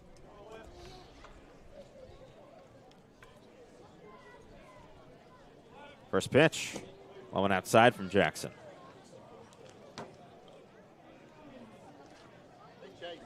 Jackson went 4 innings in his first start of the summer. Would expect him to be around there again today. He's just shy of 50 pitches right now. Finds the zone on a fastball. 94 at the knees. Some tossing going on in the Chatham bullpen, but nobody in uniform and nothing serious. Niels takes a big hack and a miss at the 1-1. Slider low, and it's 1-2. Jackson can get out of this bottom of the third here after giving up just 1 run. Kicking the pitch, runner going. It's chopped towards third. Backhand grab from Gallagher. Throw to first is in time. Nice pick by Chase Fralick to retire the side. So that does it for the bottom of the third inning, but Bourne does get 1 run back on a Cade Lewis RBI sacrifice flop. Before we step aside, are you ready to dominate the diamond and pitch like a pro? With the Cape's own Keith Bildo. Join us at the K-Plex, where champions are made. Don't just play the game, own it. Visit the K-Plex today and unleash your full potential. Located at 6 Forest Park Drive in Bourne. Find us on Facebook or at the K-Plex.com. Elevate your game at the K-Plex. Braves fans looking for the best breakfast on the Cape? Stop by Corner Cafe, your go-to spot for delicious, made-from-scratch breakfast served 7 days a week. From fluffy pancakes to sizzling bacon and fresh brewed coffee, Corner Cafe in Pecasset has everything you need to start your day right. Just a short drive from Durham Park. Come taste why the locals call it the best breakfast in town. We'll be back in a moment for the 4th inning. Devon Jarvis will take over the play-by-play. You can dream it, if you can cruise in it, if you can summer in it, fish from it, or take it for a day at the beach, we can protect it. The Baldwin Group, protecting the possible. Get ready for big results with our small machines. With more power, performance, comfort, and savings, they're ready for every job. And we're ready with plenty of inventory, the best support in the business, same-day parts availability, and locations across the Northeast. So you can always be ready to work. Milton Cat, always ready. Now batting from San Diego, number 1. Beautiful day for some baseball here at Dorn Park. It's Chatham and Bourne. Bourne right now in a 4-1 deficit on defense here against the Chatham Anglers. The batters they'll see are Isaiah Lane, Henry Ford, and Gavin Gallagher. Pitcher on the mound for Bourne is Nate Wysung. He comes into this game after replacing Zane Petty, who didn't have his best outing on the year, his worst of his 3, but all 3 have come against Chatham. Finally, the Anglers figure him out. It's a risk for sure when you start a pitcher for the 3rd time against the same team. We saw Falmouth do it last summer against Bourne, and it worked out pretty well. Usually it's really just 50-50. Either the pitcher can know the batters so well that he can dominate, or the batters know the pitchers so well and they hit it well, and that's what ended up happening, because in 2 innings, it was 4 runs that came across for Chatham, 14 guys who came to the plate. Petty just didn't seem to have it. That happens in baseball. The 1-2 coming on its way to Lane. He strikes one well, but it loops foul over the right field out-of-play fence. Petty ended his day for Bourne with 2 innings pitched, 4 hits, 4 runs, 3 of them earned with 4 walks and 4 Ks. A lot of free passes in those 2 innings, but a lot of Ks as well. The 1-2 on its way. Upstairs. Yeah, Bourne's just been losing the walk strikeout battle all season, and that's why this team is under 500 right now. Already 5 walks from the pitching staff today. They've struck out 3 times on offense. You can't lead the league in most strikeouts hitting, most walks pitching, and expect to win games. That's your 2 real basic statistics in baseball that you want to make sure you're playing clean, and it's just been where the issue is, and that's what Scott Landers will say over and over again. That's what he always harps on every single season, walks and strikeouts. So that's what they're focusing on. I think it's honestly impressive to see a team 4-5-1 as Lane keeps battling when they are last in both strikeouts offensively and walks defensively in the Cape League. Well, it's one of those things that's easier to fix than others. True. It's much easier to fix strikeouts, I think, than it is to fix batting average. Batting average has been no problem for Bourne as Lane chops a grounder to the second baseman in Cooney. Toss to first was a little bit errant, but a good scoop by Holcomb will get the first out. Well, that's proof of why you always run out a ground ball. Isaiah Lane almost beat that out. He's really fast going down the first baseline, and it forced Cooney to have to speed up. Bit of an errant throw, but luckily for Bourne, a nice pick by Braden Holcomb. That's always why you run out, because you never know what can happen. Holcomb played first base last time against Chatham 6 days ago. Struggled a little bit, but he hasn't had a lot of reps at first base. Cooney at second base had been the shortstop for Bourne since he got here, and not for the first time plays second base. It's back to the top of the order for Henry Ford. 0 for 2 on the day so far with a strikeout and a flyout. One of the things I definitely do like about this Bourne infield is you have 4 guys out there right now who are so versatile defensively. They can all play different positions. We've all seen them play different positions, whether it's Cade Lewis, who's at third, playing first, Riker Waite at short, playing second, or the inverse for Ryan Cooney, and Braden Holcomb playing anywhere. It's something that can really help you out throughout the season of just being able to plug and place anyone, anywhere. Chopped grounder to short. The freshman from Vanderbilt fields and rifles over to first base. Yeah, especially that middle of the infield, too. They are true middle infielders, but they are spectacular defensively. And it's a great bedrock for your defense to be built on when you can really trust that any ball up the middle will have a chance of being out. It is, and it's, also a thing of chemistry, of turning double plays, of any balls up the middle. As these players play more together and all of that, they'll be better together. And, because they can play everywhere, it keeps everyone happy, too, because everyone, a lot of the time, wants to play short. That's where all the stars are. That's where the flashy plays are. Riker Waite and Ryan Cooney both want to be the shortstop, but because they can both play both, then they can switch off. And, everyone's able to stay happy because everyone can play where they want to play. If you have a guy who can only play short and can't play second, you can have some issues. Bourne has only had one true shortstop get the starting nod this season. That was Justin LeBron in games 1 and 2. Every game since, it's either been Riker Waite or Ryan Cooney, who collegiately are second basemen. Gavin Gallagher now in. Wysong's still working well. I really wouldn't be shocked, though, if next season Riker Waite takes that starting shortstop spot at Vandy. So many people have compared him to Jonathan Vastine, who was a member of the 2023 Braves and the shortstop there for the past 3 seasons. He is really talented, and we've seen it this summer. He's presenting a really good case for him to get that shortstop position. Vanderbilt, no easy school to earn the captain of the defense in, but You look at the size of weight, too. It's more prototypical for a second baseman as Gallagher battles once again. Second straight full count this inning. I think just all around baseball, though, some people are maybe starting to realize that, same thing like football and a quarterback, you don't always have to be the exact size to be successful.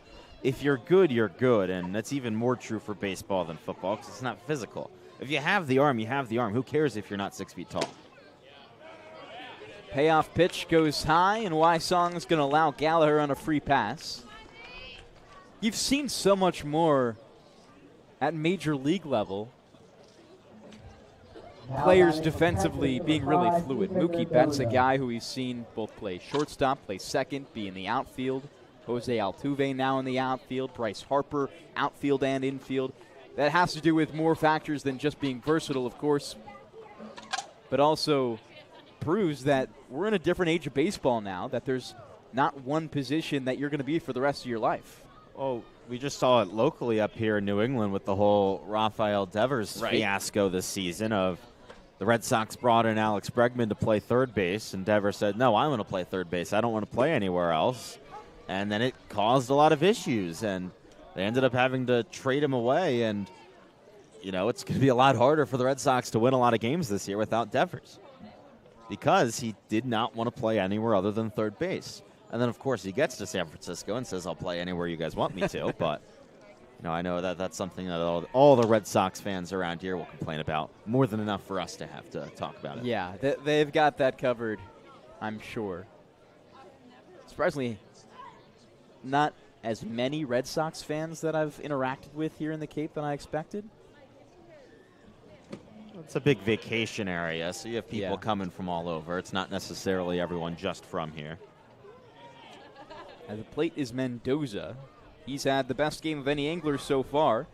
Got on with a walk in the first and had a 2 RBI double back in the second to drive both Miller and Gallagher home.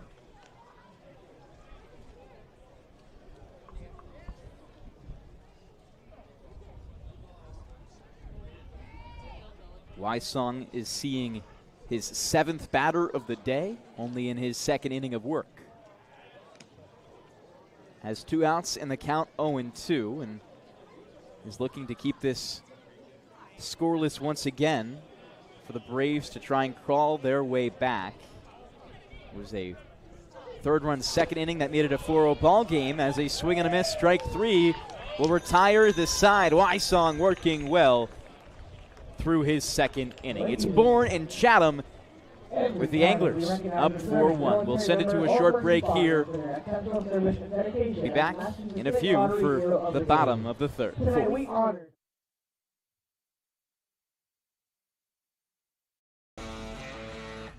Get ready for big results with our small machines. With more power, performance, comfort, and savings, they are ready for every job. And we're ready with plenty of inventory, the best support in the business, same-day parts availability, and locations across the Northeast. So you can always be ready to work. Milton Cat, always ready. There hasn't been a ton of training when it comes to bat speed or products for players to be able to train bat speed.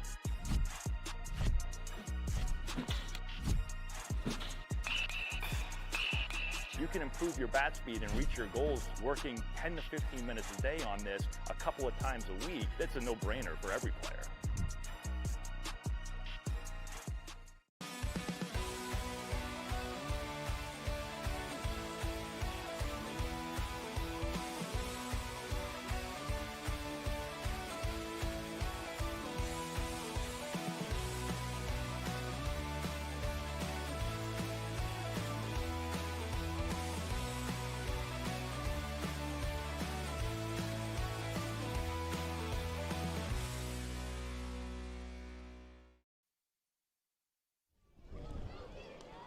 So despite Chatham striking first, Bourne is working their way back into this ball game here at Dorn Park. It's the Anglers and the Braves. Devon Jarvis alongside Adam Gotkin for your coverage on the Bourne Braves Broadcasting Network and Cape League TV. John LeGrand will begin the offense for Bourne. typically a leadoff hitter for Bourne. He's been in that position all but 2 games this season, including the one we have today in Game 11. But he's batting 5th in the order. Behind him are Cooney and Groves. He works against Luke Jackson in his 4th inning of work. Jackson was really dominant for 1 and 2 and had a little bit of a hiccup in the 3rd inning when he allowed Riker Wade on, got to third base on a wild pitch and a stolen bag as LeGrand knocks one out into right field for a base hit. The same thing we saw an inning ago to spark the offense for Bourne. LeGrand is the same thing. It's funny how these things work, of John LeGrand usually being the leadoff hitter, batting 5th today, and then he leads off the inning twice. Well, both of them, these inning first batter on, have been from Riker Waite and LeGrand, who are batting 9th and 5th respectively. Both of them your leadoff typical hitter, and they've held that position for Bourne earlier this year. It's just funny how that works. That's the game of baseball for you. Your leadoff hitters aren't hitting leadoff, and then, well, maybe they actually just will lead off innings and do well there. Exactly. Ryan Cooney, the Oregon Duck, who digs into the right side. Jackson seeing him for the 2nd time today. It was a ground out to second base for Cooney in his last time to the plate.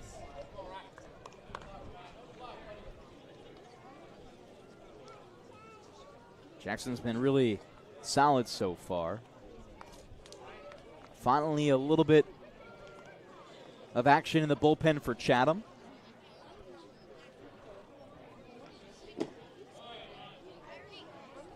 The patient Cooney will watch it by to make it a 1-ball-1-strike count. That one throwing from the mound just yet, though, for the Anglers, so it seems like unless things get really crazy, this is Jackson's inning to finish. Jackson, for his 2nd time, will look over at John LeGrand. I wish they kept the statistic of how many times you've been looked at, how many pickoff attempts pitchers have against you, because John LeGrand might lead the Cape Cod Baseball League in that stat as a pitch rides up and in against Cooney, but it nicks his bat for strike number 2.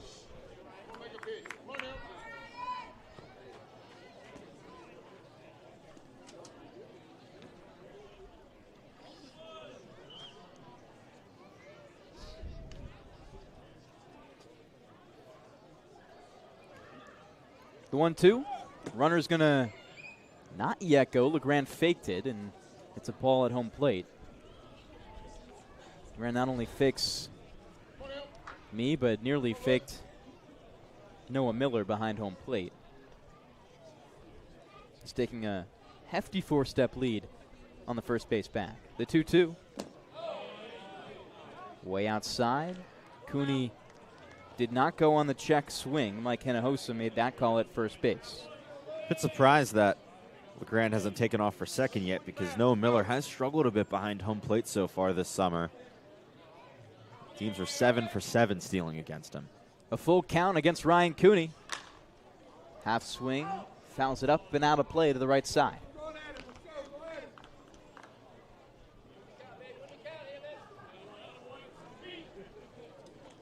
Last time we saw Cooney in a full count, it was on Wednesday night against the Commodores, where he worked a 14-pitch at-bat.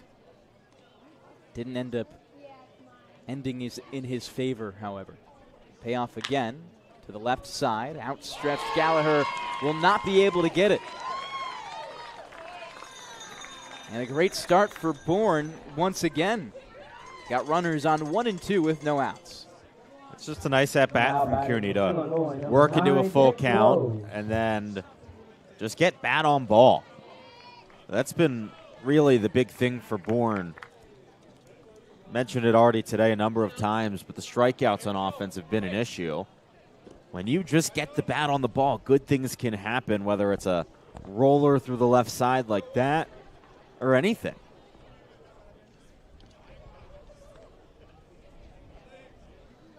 Nick Groves, the batter, got his first hit of the season earlier today in his last time up. That was the second hit of the day for Bourne after Braden Holcomb got one in the first. And Groves, a guy who was exceptional for Hyannis last summer in 26 games, batted .360 as he battles one off against Jackson and stands back in with a 1-1 count. He was just really, really solid. Everything you wanted in a player. Still with his same Hyannis host family. Had a great relationship with them. Bit of a drive, though, especially when the weekend comes, or the end of the weekend especially. Those Sundays have got to be a long drive for Groves. 1-1, swing and a miss, strike 2.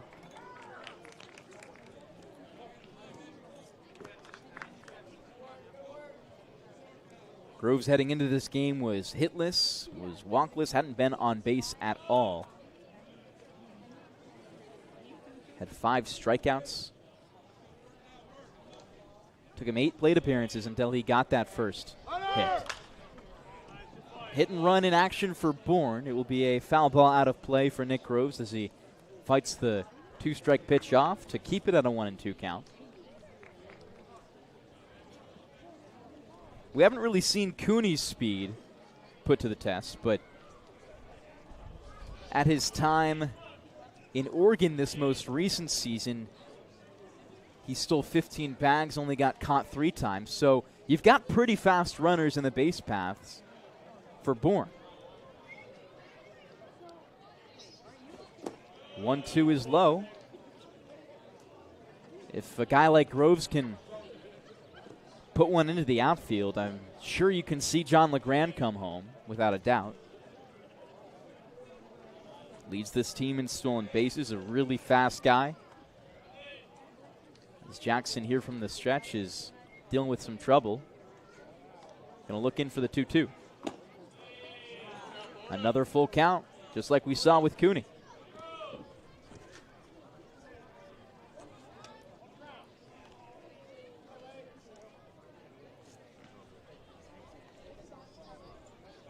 Jimmy Keenan on deck, Riker Waite in the hole. It was Waite who started the rally an inning ago. The payoff pitch.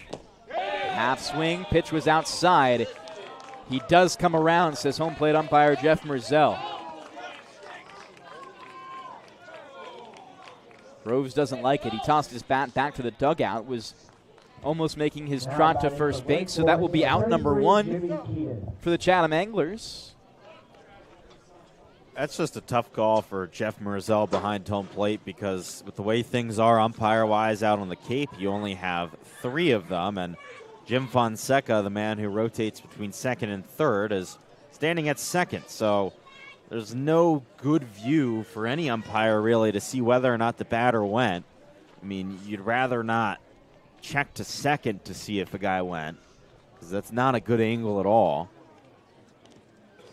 Pitching coach Jay Powell does come onto the bump to meet with the infield, as well as Luke Jackson and Noah Miller. In the bullpen for the Anglers, Dane Burns. He's the lefty out of Mississippi State. He's been throwing since the start of this inning. So Powell will give a long talk as Merzell's going to break up the conference so we can get back to playing ball.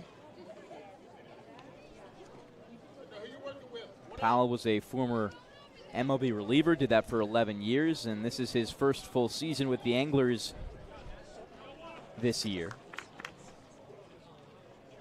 He was a pitching coach for a 2-week period back in 2022. There's Burns in the outfield. He's seen 1 appearance so far, no starts. In 2 innings pitched, allowed 1 earned run. It'll be a pickle for LeGrand coming into third, just gets pretty much caught up as bad as you could.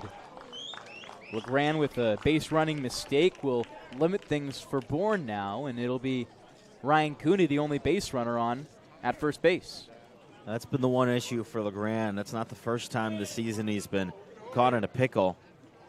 He's so fast and he's so good when he gets on, but sometimes just a little bit too aggressive. He still has to kind of work on bringing that back and perfecting when to go, when not to, and when to not take too big of a lead. So this changes things for Keenan. 2 outs on the board now with the only runner on first base.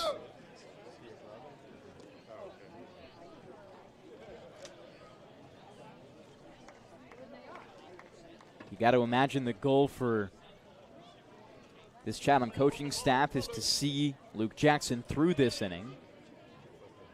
Maybe give him some more time, but that is to be seen. 1 ball, 1 strike to the catcher from Wake Forest. Keenan has seen time as the designated hitter for the Braves. He's behind the dish today. It's been a fun story to watch. He's got a lot of power and a really big swing. Put it to work at Fenway Day as he chases one low and away to make it a 1 ball, 2 strike count with 2 outs on the board. Back at Fenway Day, he put 3 bombs over the Green Monster into the street. 30 MLB scouts, or I should say scouts from all 30 MLB teams were there as he's to be drafted this summer. If a team does decide to pick him, he's eligible. Problem for him this season, you mentioned it before, Adam, but it's those strikeouts. Has already had one today, and a team lead count of 15 is not too pretty, but he's been a really solid hitter otherwise. The 2-2 is away.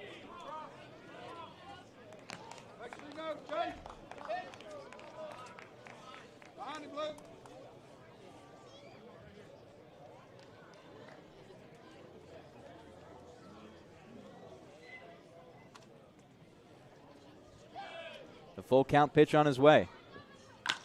Hammered out deep to left field. Back on it is Hanley. He has his spot, heels on the warning track, and makes the grab to end the 4th inning of play. So Bourne scare for a second.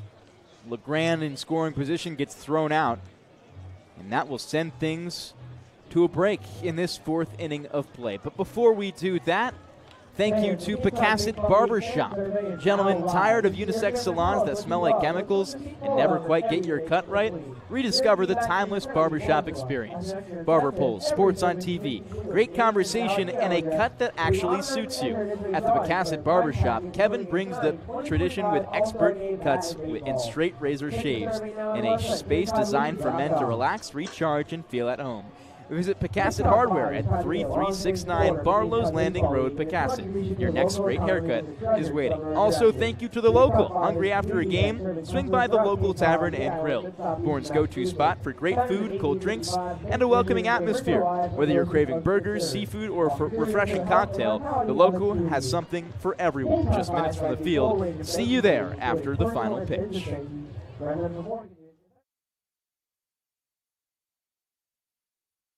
If you can dream it, if you can cruise in it, if you can summer in it, fish from it, or take it for a day at the beach, we can protect it. The Baldwin Group, protecting the possible. Get ready for big results with our small machines.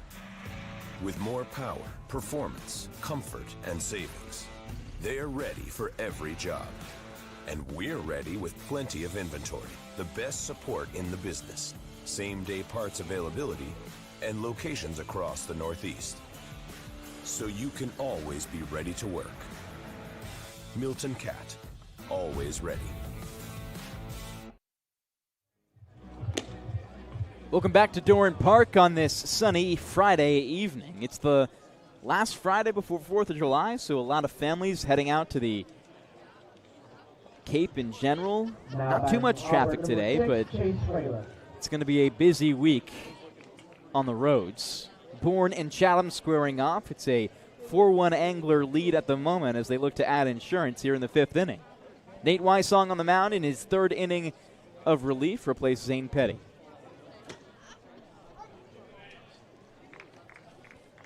It'll be big if Wysong can have another quick inning here. He had just 33 pitches in innings 1 and 2, and with Bourne's starter being pulled after the 2nd, they could really use some length here from the pen.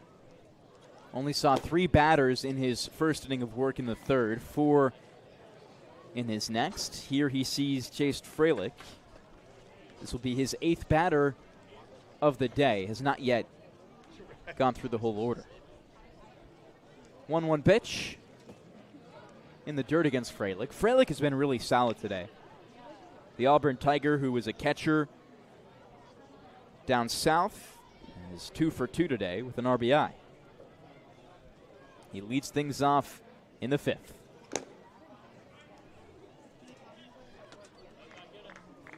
It's also going to be interesting to see how Wysong does here in his 3rd inning, because this is the first time in his collegiate career that he's pitched more than just 2. In his freshman season at Wake, never went longer than an inning, and went 2 innings in his last appearance, his longest outing of the summer. Half swing for Freilich, the check to 3rd. Fonseca says no. So it's a walk for Freilich. A great start to the day, gets even better with the leadoff batter on. Daniel Jackson, one of the more dangerous hitters on this Chatham roster, leads the team in RBIs and stolen bases. Has a runner to work with in the base path. It's a comfortable pairing between pitcher and catcher. It's 2 Demon Deacons between Wysong and Keenan.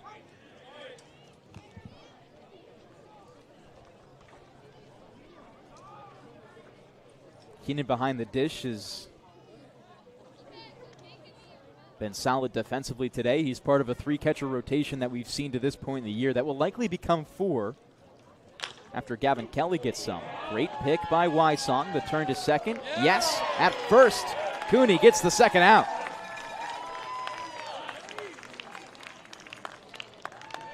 Nice little 1-4-3 action on the double play. That's the 10th time this season that the Bourne defense has turned 2, second time today. They've been really solid at that. Wysong's done a really good job of bouncing back after his walks. It's the second time he's gotten a double play after giving up a free pass. That's just giving up soft contact. That's the key. This is hard contact right back up the middle. Nick Groves, the center fielder, is on it, but another runner on for Chatham. Haven't had a run since their 3-run second, and here in the 5th, they lead by 3 runs. Going back to that double play, how nonchalant was that, too? Wysong, like, not even thinking about it. Just grabs it, turns around, soft toss, and same thing with Cooney. Made it look really easy. Swing and a miss, strike 1 for Jake Hanley. The runner on first is Jackson Freeman.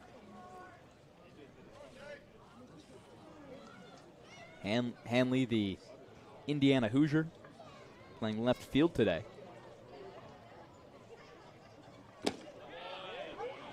He's down 0-2 in the count.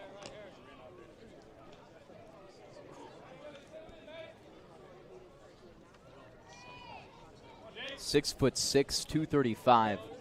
This Chatham team's very large. Henry Ford, the leadoff batter, is 6'5", 220. Those are the 2 biggest guys out here.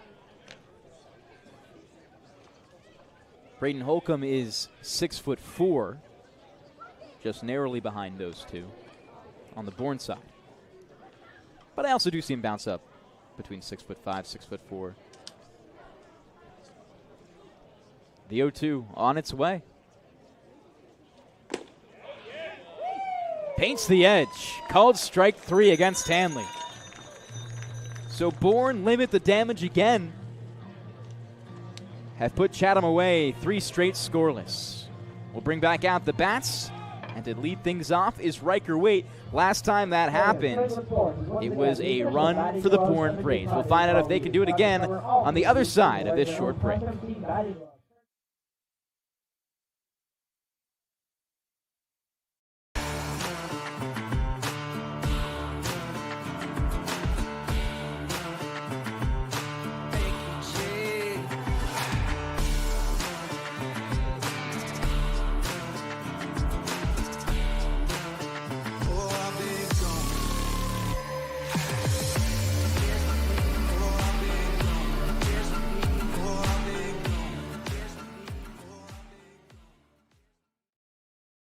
If you can dream it, if you can cruise in it, if you can summer in it, fish from it, or take it for a day at the beach, we can protect it.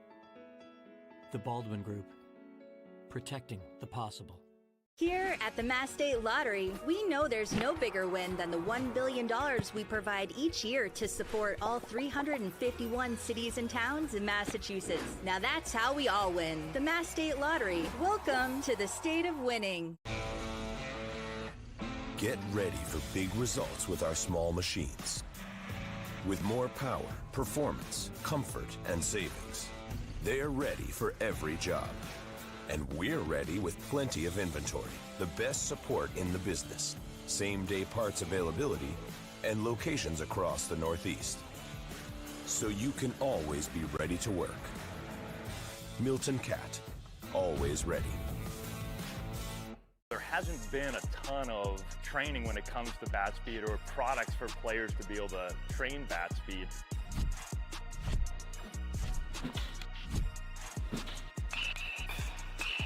You can improve your bat speed and reach your goals working 10 to 15 minutes a day on this a couple of times a week. That's a no-brainer for every player. Bourne looking to get something going here in the bottom of the 5th inning of play against the Chatham Anglers. Welcome back to Dorn Park. It's Devon, Jarvis, and Adam Gotkin keeping you company. Bourne right now down 4-1 in the ball game, but Riker Waite leading things off this inning for the Braves has been a spark all season long and was just 2 innings ago when he led things off and scored to put the first run on the board for the Braves. So we'll see if he can do it again. The switching batter is playing righty against the new pitcher in Burns. Strikes one up the middle. He will not beat out the throw at first, but puts a good charge into it. Dane Burns on the mound for Chatham has only pitched once this year in relief. 2 innings, 3 hits allowed, 1 run. Number 14, Logan Hughes. So not a huge sample size to go off of, but the left-hander does come from Mississippi State.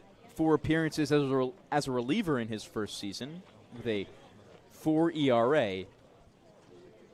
19 strikeouts to 12 walks. Back to the top of the order for Hughes. First pitch called strike against the Texas Tech product.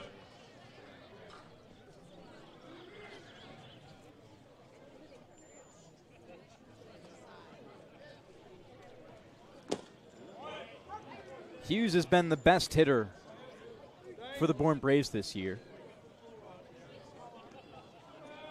Leads the team in OPS.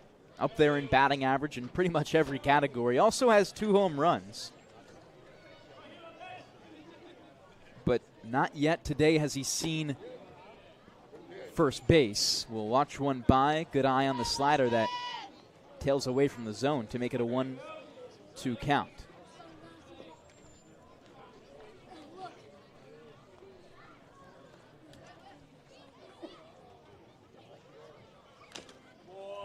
Good swing by Hughes to keep it alive. Burns on the bump, originally from Dryden, Ontario. Also lived in Winnipeg and Regina. But his father, Chris, was drafted in the 1992 NHL draft by the Sharks, and you've got a good family tree of athletes, sir. Another 6-3 putout. Hughes once again comes close, but can't run out the gun of Isaiah Lane at shortstop. We're really getting some Canadian representation up on the Cape right now. Nick Groves, born center fielder today, is a Canadian. Also, Tate Carey, I should say, who was originally the starter today for Chatham, is a Canadian as well. So a lot of those guys from up north coming down south this summer. Well, I had a big question, is if there was a starting pitcher from Canada, do you play both national anthems? I think it's got to be a team from Canada. Yeah, that's usually the way it goes. I'm a big fan of the Canadian national anthem. I think it ranks very highly. I agree with you. Went up to Montreal for the Washington Capitals playoff game there, And that anthem is, not even joking, one of the craziest experiences of my life. The skin, like the hair on the back of my neck was standing up. My skin was literally like shaking. I was so in shock of how loud it was. I couldn't hear myself. I went to a Blackhawks Avs game. It's not even in Canada. And it was the regular Star Spangled Banner, but listen. Okay. The Blackhawks do this special thing that during the national anthem, they all scream it at the top of their lungs and they clap. So it's thunderous applause with a whole 25,000-seat arena singing the Star Spangled Banner. As Holcomb puts it out of play, foul to the right. And it was also a really, really cool experience. I wouldn't say it compares to, Canada in Montreal, but still, nonetheless, one of the cooler every single day experiences that you can experience in professional sports.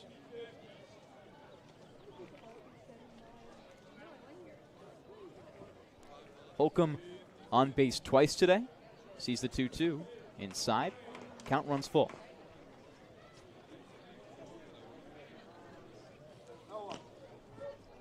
Got on with a base hit in the first inning, a walk in the third. We've talked about how patient he's become in just 10 games. It hasn't been his best 10 games, batting .184 coming into the game, and right now he's back above 200, hitting .205. Chops one high left side. It is foul, just barely. Probably dropped on the chalk an inch to the left of it. Kind of like going to need a tennis judge for that one. Yeah, so close. And Holcomb definitely would have beat that out with his speed down the first base line. He makes every single infielder really work on every ground ball. We've seen him beat out a number of infield singles this year, and that for sure would have been another if it was just barely to the right of the line. Had a base hit bunt back in Orleans on Monday, or Tuesday rather. We'll dig back in for another full count against Burns.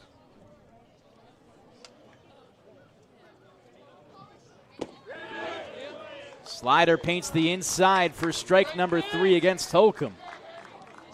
Out number 3 as well to end the 5th inning of play. Before we go, Keystone Place at Buzzards Bay is Bourne's premier senior living community, conveniently located adjacent to the Cape Cod Canal. Visit us at Keystone Place at buzzardsbay.com. Also, Marty Chevrolet is your dealer for the people, and they proudly support the Bourne Braves baseball team. See all our cars and trucks at martychevrolet.com, and go Braves. Are you ready to dominate the diamond and pitch like a pro with the Cape Zone Keith Bildo? Join us at the Capelex, where champions are made. Don't just play the game, own it. Visit the Capelex today and unleash your full potential. Located at 6 Forest Park Drive in Bourne. Find us on Facebook or at thecapelex.com. Elevate your game at the Capelex. We'll step aside for a short break here as we step into the top of the 6th with Wysong still on the mound.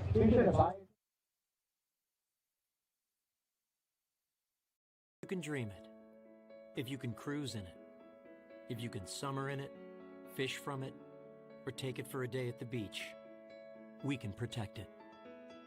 The Baldwin Group, protecting the possible. Get ready for big results with our small machines. With more power, performance, comfort, and savings, they're ready for every job. And we're ready with plenty of inventory, the best support in the business, same-day parts availability, and locations across the Northeast. So you can always be ready to work. Milton Cat, always ready.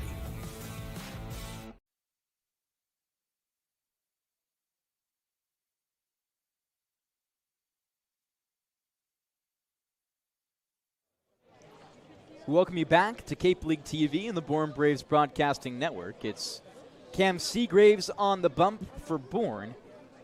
He will start here against Noah Miller.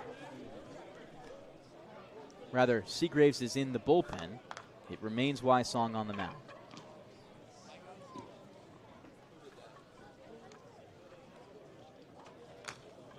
Great few innings of work for Wysong so far. Didn't go above 2 innings any time in his collegiate career in summer ball, so he's making a 3rd and 4th inning debut as a pitcher. Been really efficient so far in his first 3 innings of work, only 11 batters. The big thing that's really helped is those 2 double plays in the 3rd and 5th inning. You can get 2 outs on just 1 ball in play. It really speeds things up. Yeah, we've had some really long baseball games out here on the Cape recently. This one seems like it might be another 3-hour plus. First pitch was just under an hour and a half ago now. And we're just about halfway through. 2-2 will be a called strike 3 against Miller. The same way he ended the 5th, he begins the 6th. Now batting from San Diego, number 1, Isaiah Lane. Isaiah Lane, the 9 batter in the order for Chatham, digs in. He's 0 for 1 today, a sacrifice bunt back in the 2nd, and a ground out to second base in the 4th.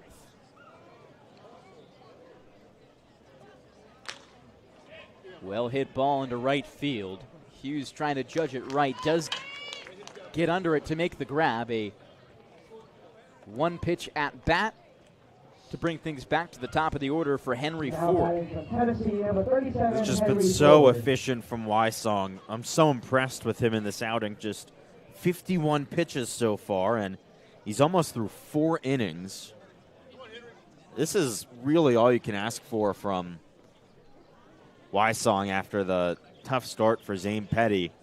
To get length from him and not be just destroyed in your bullpen moving forward just changes things. I mean, it's really tough sometimes when you have a rough start, then everyone else can kind of feel it for the next few days, but Wysong has calmed things down.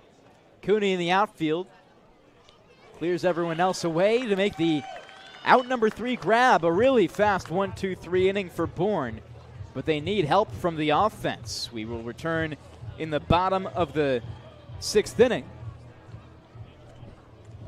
on Cape League TV.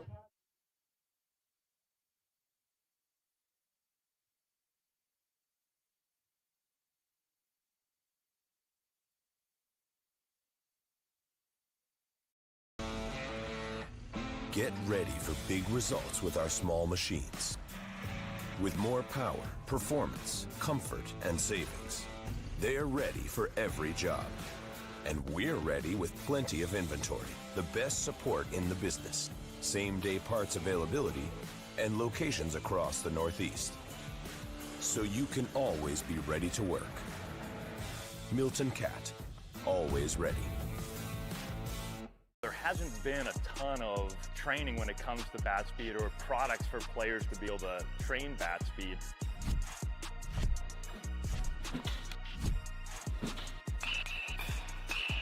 You can improve your bat speed and reach your goals working 10 to 15 minutes a day on this a couple of times a week. That's a no-brainer for every player.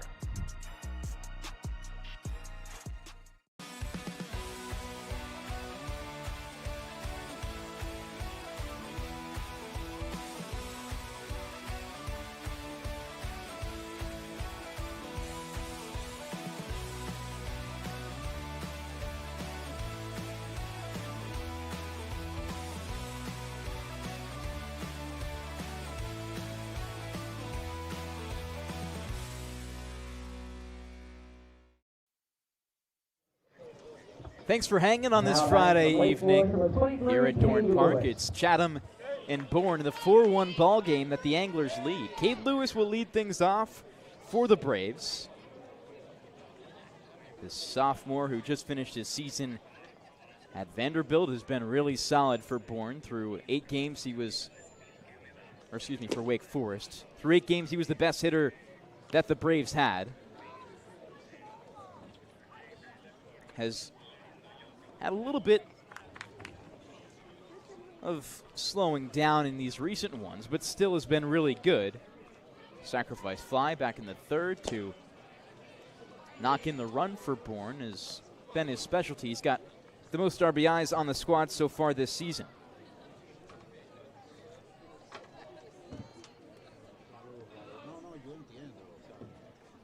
He works against Dane Burns.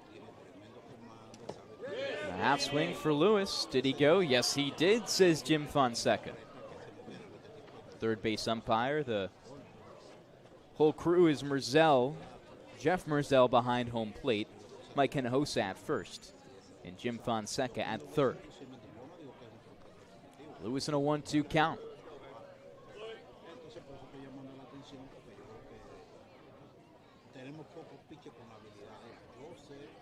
Swing and a miss, strike three.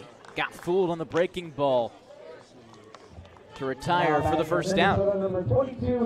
Weber Neal's the new batter for Bourne. He's draft eligible this summer, has been really something special for the Bravos this season. Batting .321, 0 for 2 today. He sees Burns for the first time after the called strike one. Burns came in the top of the 5th inning.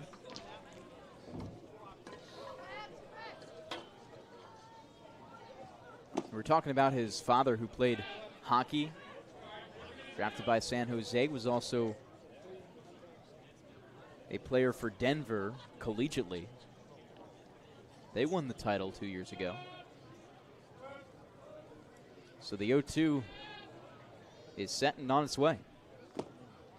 Way inside. It's got to be one of the more interesting Division I schools, University of Denver. As you said, they won the hockey national championship a couple years ago, a perennial powerhouse in lacrosse.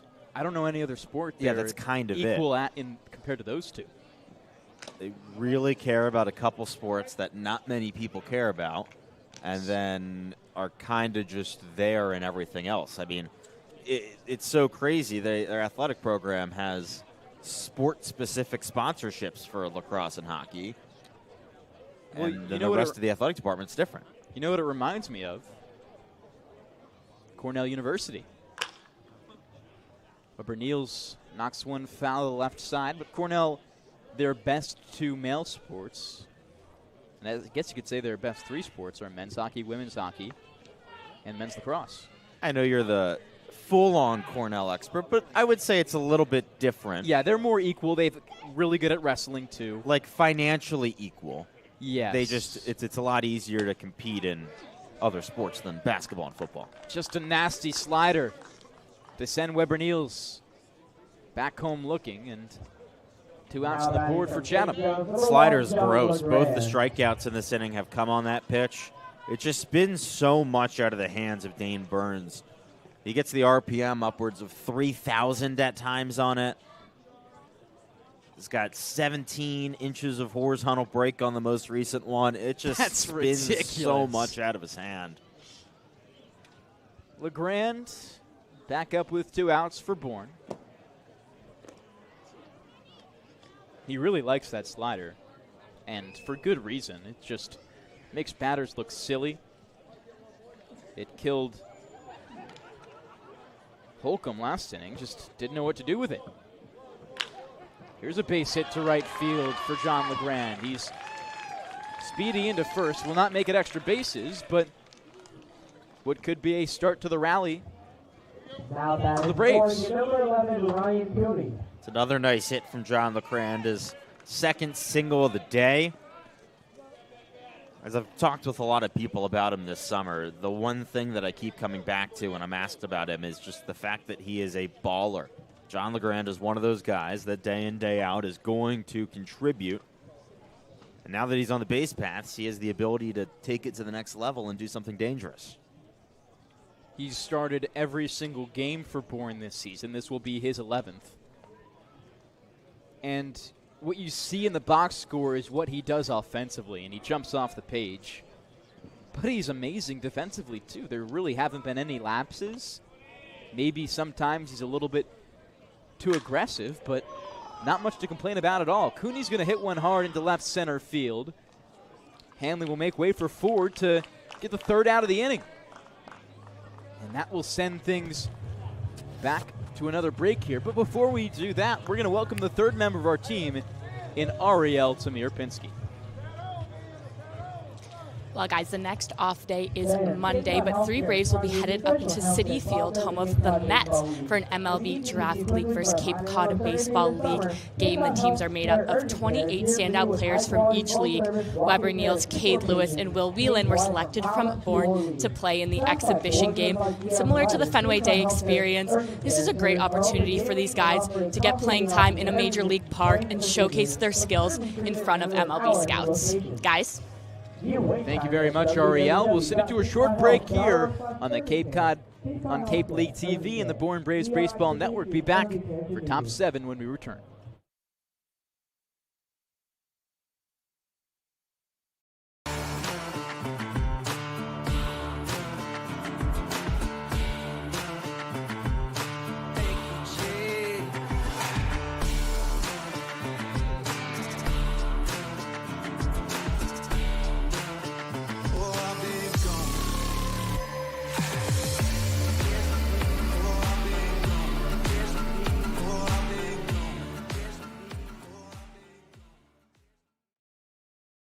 If you can dream it, if you can cruise in it, if you can summer in it, fish from it, or take it for a day at the beach, we can protect it.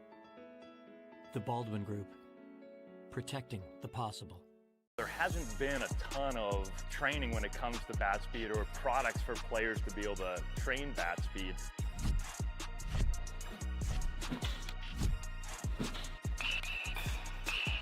You can improve your bat speed and reach your goals working 10 to 15 minutes a day on this a couple of times a week. That's a no-brainer for every player.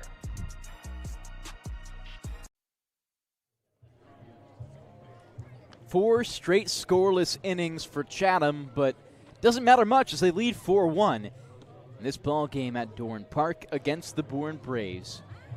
We're staying with you here on this Friday evening. Shade covering the entirety of the field here at Dorn Park. Devon Jarvis alongside Adam Gotkin to keep you company. It's a new pitcher on the mound for the Bourne Braves now. It will be Cam Seagraves. Seagraves came in last time against Cotuit. That was on Sunday where he pitched 1 1/3, had 2 hits, 1 earned run, 1 walk and 1 K. Did get the blown save as he let Rentaro Sasaki hammer a double into right field to tie the ball game. But Bourne did stay and end up winning that game on a Braden Holcomb walk-off. So now he comes in here for his second appearance on the season against the Chatham Anglers. First batter he sees is Gavin Gallagher. What an unbelievable performance it was from Nate Wysong out of the pen before Seagraves. After a tough start to go 4 innings, give up just 1 hit and no runs, it kept Bourne in the baseball game, plain and simple. It was spectacular. I mean, you also consider the fact that Wysong had never gone more than 2 innings. You realistically could have seen Wysong maybe go even further. He could have been here in the 7th. As Seagraves is going to strike him out on 3 pitches. The drop third will get by Keenan, though. So he gets the K, but there's a runner on first as Gallagher runs it out. Yeah, those drop 3 Ks can be really frustrating for pitchers, especially to start off your outing. Now you just got to put it behind you. Get the next few outs. Seagraves works with a 4-pitch mix. Fastball, curveball, slider, and changeup. Comes from North Carolina as a Tar Heel. He had a 4.5 ERA and 23 and 2/3 pitched. Another Tar Heel is joining him on the team, also an arm. Fulger Boaz. He just signed with the team and got here a few days ago. 3.9 ERA with the Tar Heels in 30 innings before his season was ended due to injury. But he's sure to be a great addition to this bullpen for Bourne. Could also potentially see him work in as a starter. Yeah, both these UNC guys. Boaz most likely going to be a starter. I'm pretty sure he is the probable for Sunday. But he'll most likely get a start this weekend. Both these UNC guys, really impressive stuff. You know, it's a Tar Heels team that hosted a regional this year. Won that regional. It's a program that is just good and continues to pump out great players. Gavin Gallagher, who's at first base, is one of them. It's nice for Bourne to get a UNC pitcher again. Check swing. It will get by Keenan again. And twice now. Gallagher will advance on a wild pitch of some sort.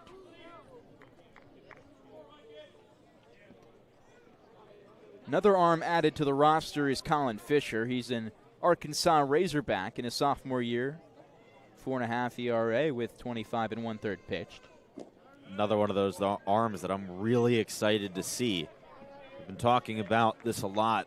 The roster is going to change a ton, and especially on the pitching side. So it's a really good sign to see these new pitchers that have come in being guys that have 30-plus innings, 20-plus innings for teams that hosted regionals.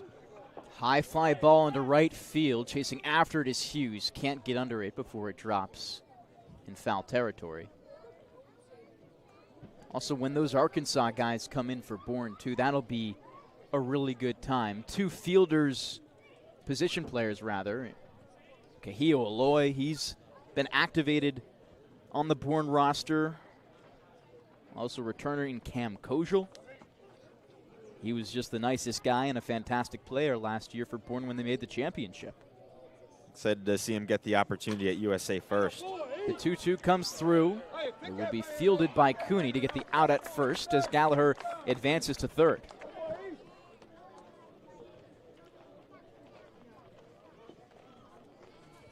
Chase Freilich, who's had an exceptional day, his best game on the Cape this season. 2 for 2 with a walk.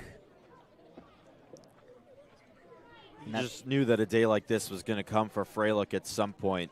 He's an absolute stud. One of the top freshmen in the country this past year, so it was going to come. Today is just the day. It was bound to happen. Only fitting it happens against Bourne, though.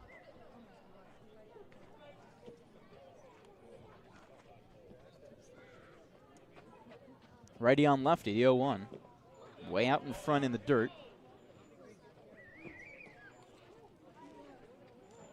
Seagraves is a native to North Carolina. Was Gatorade Player of the Year in 2024.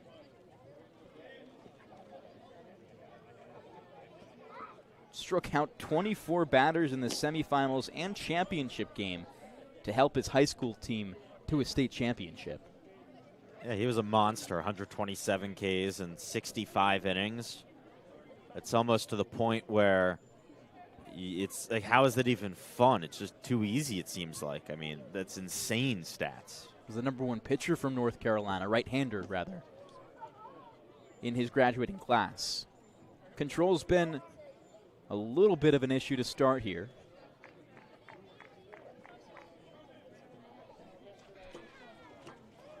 Gallagher is standing on third here with Freilich, who already has an RBI today, is bound to get his second one with a ball in play. Infield all the way in. The 3-1 will be outside, and Freilich earns his second walk on the day.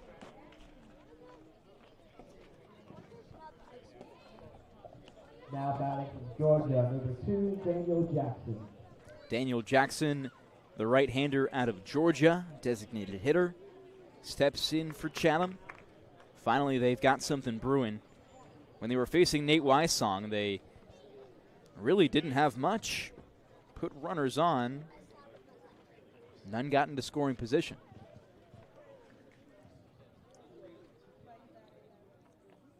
Seagraves fires home, and it's low against Jackson. It's really key that Seagraves keeps Gallagher from scoring and keeps it at a 3-run game, because this Bourne offense just hasn't been able to string together good innings today. They've come close. A couple chances that they just couldn't convert on. As Keenan's going to join Seagraves on the bump to just calm him.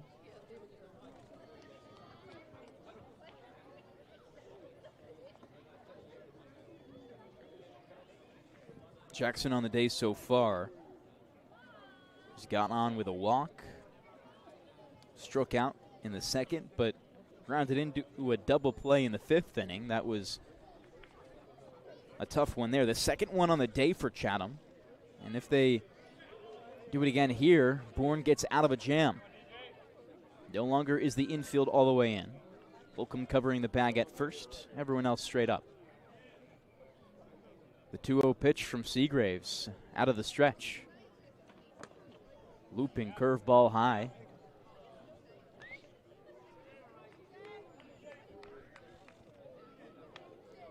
.65 degrees here at Doran Park. As Dennis Cook will call for Jackson to step out.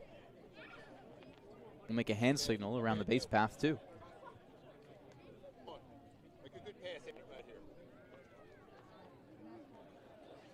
That will count as a meeting.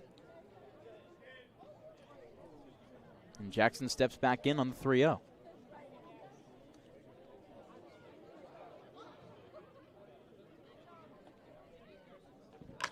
He gets the sign to swing. This one out into left field will just barely be foul. Got the green light on the 3-0.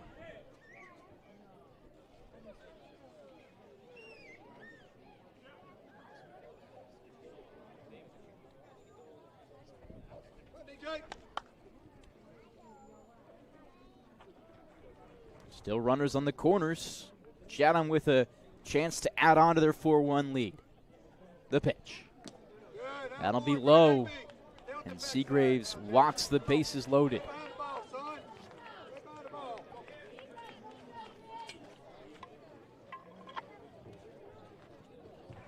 Now batting from Northeastern, number 49, Jackson Freeman. And again, it's not hits. It's everything other than hits that's hurting Bourne.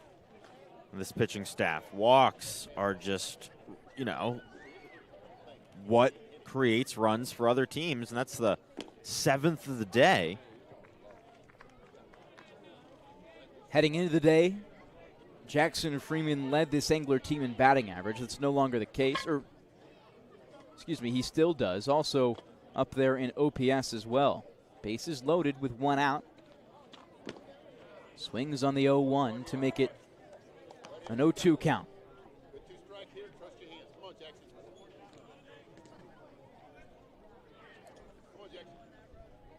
Conversations in the middle of the infield between Cooney and Riker Waite, maybe looking to turn 2. The 0-2 pitch is outside. Keaton wanted to bring it back in. Does not convince Jeff Merzell, though, and that'll be the first ball. Now a 1-2 count with 1 out. Lead runner is Gallagher. On second is Freilich. On first is Jackson. Here's the 1-2. Sharply grounded right side. Cooney can't field it. And the run scores. Jackson Freeman gets his 2nd RBI of the year, and Chatham make it a 5-1 ball game. I've said before, it's all about just putting the ball in play that time. A decently hit ball to the right side. There was a chance for Cooney to turn 2, but probably the chance to turn 2 is what ended up being the reason that no one ended up scoring. The double play ball, Cooney playing further up the middle, and also just the mindset of, oh, am I going to go to second or just go to first? An extra half second of just thinking can be the difference between being able to get 1 out and get none. Bases remain loaded. It is called a base hit, even though it didn't leave the infield. Seagraves working against the new batter, and Hanley has him in an 0-2 count.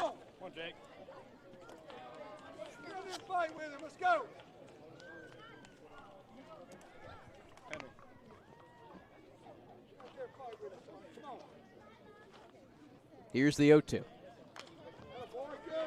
Nips it foul.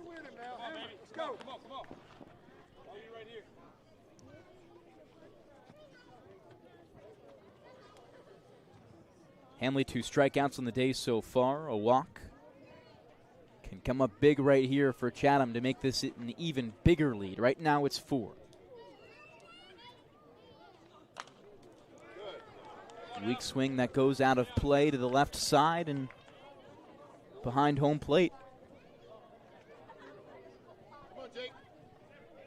A lot of confidence, kid. Come on.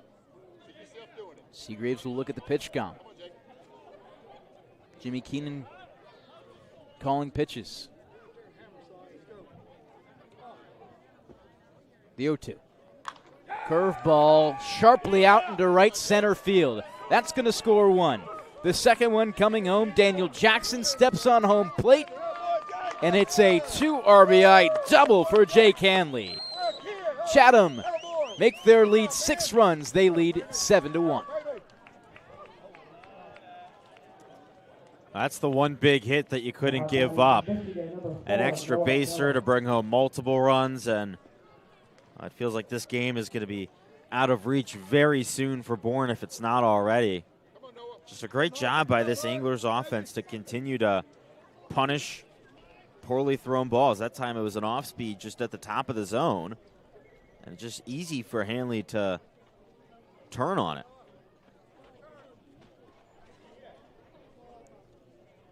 You hang a slider and really good hitters will make you pay. That's just what happened.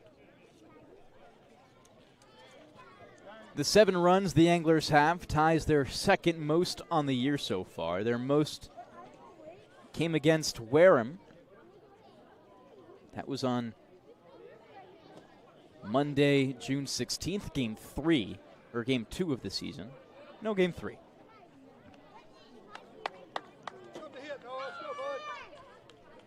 Noah Miller, the batter for the Anglers, is in a 2-0 count. Seagraves behind. As Coach Landers comes out onto the bump for a little conversation with Seagraves.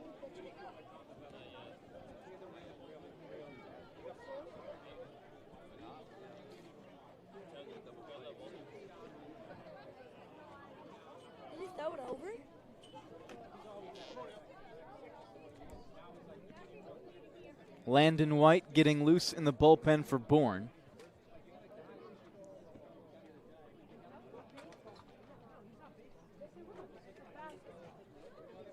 As Noah Miller digs back in, Seagraves will stay in. Infield all the way on the grass. Well-located 2-0 pitch to make it a 2-1 count. Chatham with 3 runs this inning, also tie their most this game. They had 3 in the top of the second. It's these big innings that Bourne just can't escape from.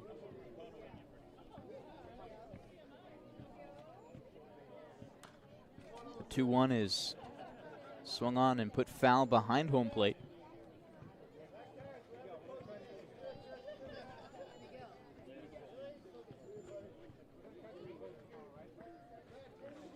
Miller has scored once today, grounded into a inning-ending double play back in the 3rd, though.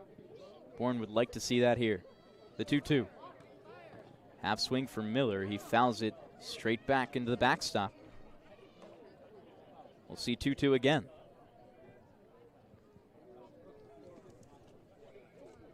Landon White in the bullpen for Bourne. We last saw him at Orleans in Game 9.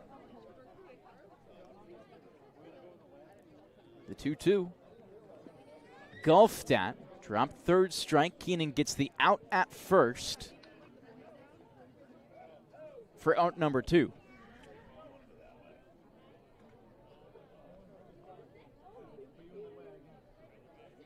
That drop 3rd strike was what started this inning and really unraveled things for Cam Seagraves on the mound. He threw a nasty pitch that tied Gavin Gallagher up, but it got all the way pretty much to the Bourne dugout. Advanced Gallagher to first, and he was the first Angler of 3 to score this inning.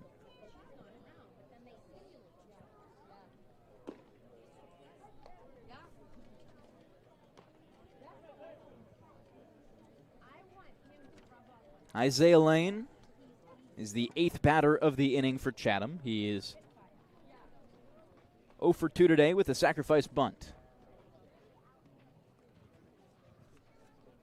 Crowds the plate from the right side and takes a healthy cut for strike number 2. We've seen him before where he really likes to cover and get every square inch of that righty's batter's box as he can, closest to the plate as possible. Only one free pass in this inning for Seagraves. He's up 0-2 in the count right now before he steps off.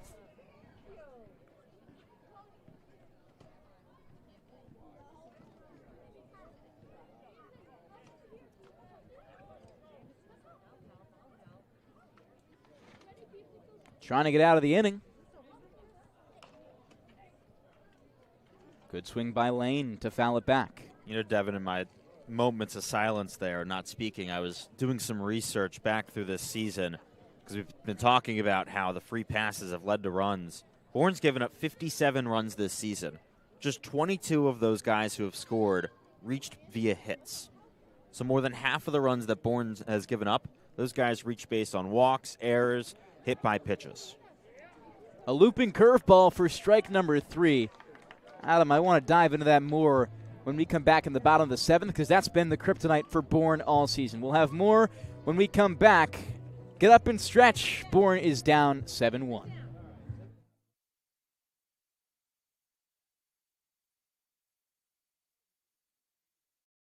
Here at the Mass State Lottery, we're known for our monster wins. But there's no bigger win than the $1 billion we provide each year to support all 351 cities and towns in Massachusetts. In our game, we know that supporting local businesses and helping communities is how we all win. Because at the lottery, we're all playing for the home team. The Mass State Lottery. Welcome to the state of winning. If you need to dig, lift, move, grade, clear, or cut, pump, weld, clean, light, and just about anything else, dial up the rental source for the newest and the most reliable equipment in New England. Staffed with equipment and construction experts, Milton Rents, your local source. You can make any bat feel lighter by adding a velo puck knob. Instead of having to go get a whole entirely new bat, you can simply add the puck to it. Players can use this with any bat. It's basically going to shift the weight of the bat a little bit more towards the hands. Players are able to hit the ball a lot harder just by simply adding the puck on.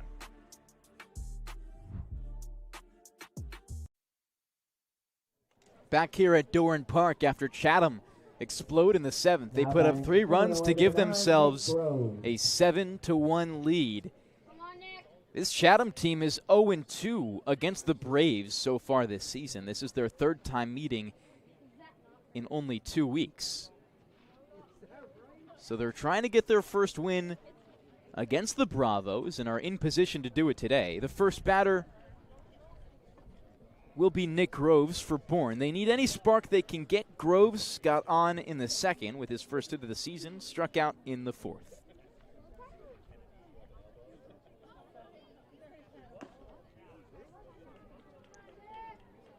Called strike 2. Groves behind in the count. Dane Burns still on the bump. Last season was with the Keene Swamp Bats in the NECBL. No starts, but a 10 ERA as Grove's going to go down on consecutive strikes. Now, Adam, you mentioned a stat last inning that was both alarming but intriguing.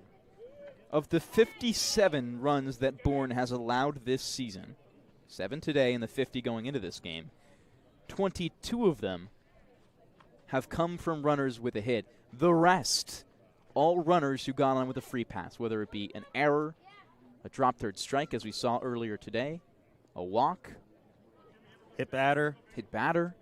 I mean, that sums up a lot of the difficulties that Bourne has faced this year. that's really been the thing.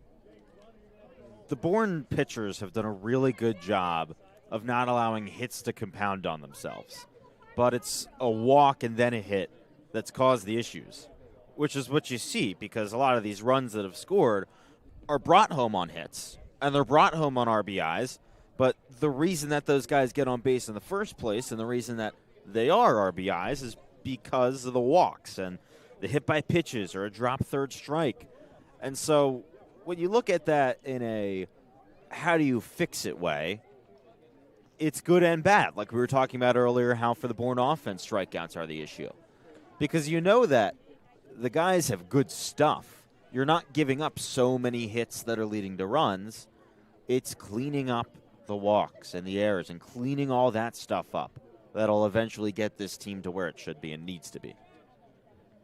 If you've listened to all of our broadcasts this season, you are probably numb in the ears from us talking about these free passes. We've done it so many times this season, but now some real empirical evidence to back up why it's such a big talking point for the Braves. 2 of the 7 runs this inning were from players who got on with the hit, but the rest, free passes. And those hits were in the first and second inning. Gallagher and Mendoza scored with base hits, but in the second, Gallagher scored again, reaching on a walk. Noah Miller in the second on a walk. In the 7th, Gallagher reaches on a drop third strike and scored. Fralick and Jackson in the 7th both walked and scored.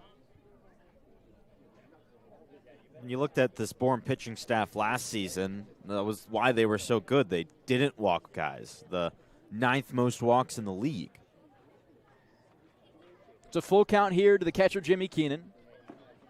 Big swing and a miss for strike number 3. And Burns gets his 5th strikeout on the day. And again, on the other side, we talk about the offensive issues. It's these strikeouts. That's another one. And they just keep on building. That's now the 9th of the day. You know, these Bourne bats on the season have struck out now 121 times, which is the most in the league. So walking so many on one end, striking out so many times on the other, I can just say it over and over again, and I'm sure everyone at home is sick of hearing it, but it's not a winning recipe. Now, something also to remember is Bourne does not play their best baseball in June. They just don't, plain and simple. The past 3 seasons, as Riker Waite will take strike 1. Waite was the first batter that Burns saw, but historically, Bourne does not win in June. They win in July and August for a multitude of factors.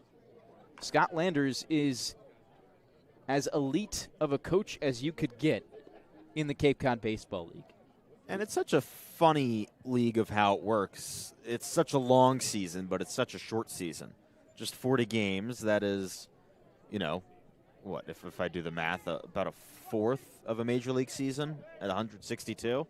Yet now until a month from now is 2 almost completely different teams with different identities, and, you know, everything that you have in a usual Major League season, you almost get concentrated in this small season of just so many things happening, but also so many things that can change in a short amount of time. Riker Waite goes down swinging for out number 3. Bourne remain down by 6. They haven't scored since the 3rd inning. We'll bring the bats back up for Chatham. When we return, Adam Gotkin will take over on the play-by-play. Get ready for big results with our small machines.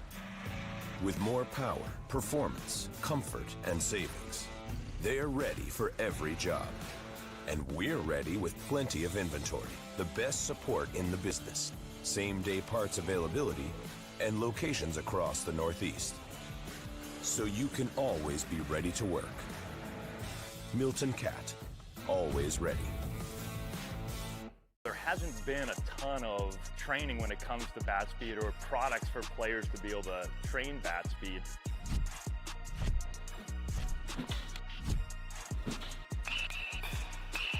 You can improve your bat speed and reach your goals working 10 to 15 minutes a day on this a couple of times a week. That's a no-brainer for every player.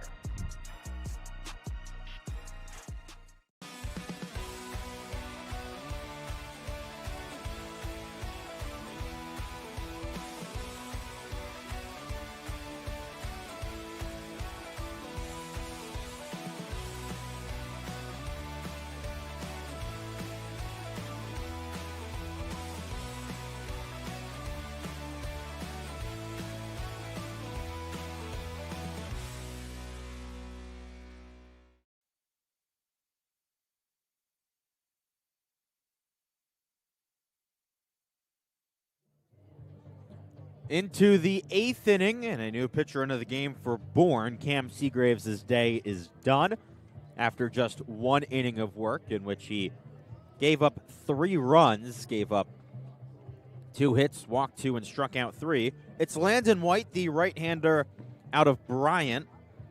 Goes slider, fastball, sinker, very heavy on the slider, throws it about 75% of the time, and White has already pitched 3 times this season for the Braves.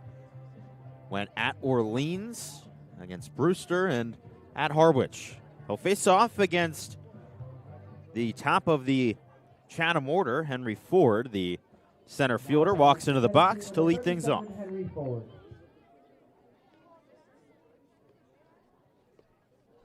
Ford today 0 for 4. No better time to get your first hit than now. This is the first time we've also seen a Bourne pitcher make their appearance for a 4th game. White's first pitch is bounced third base side. That's a fair ball, and that's going to roll all the way into the corner. LeGrand picks it up. Ford stops about halfway to third and retreats back to second.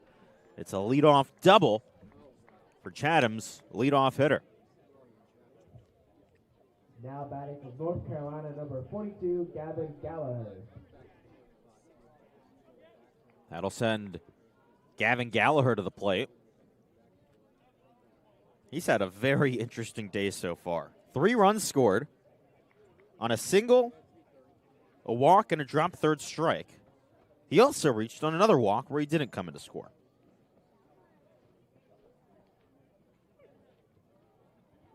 Gallagher still searching for his first RBI of the summer.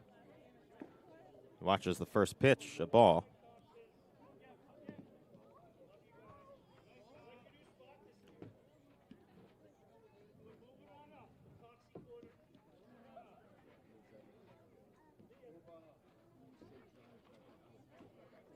Misses inside, 2-0.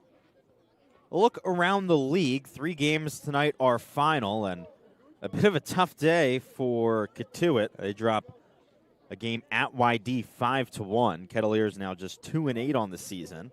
Good for Bourne to have a West Division team struggling as Gallagher hits one up the middle. Cooney can't field it clean. His throw to first is just barely in time, though.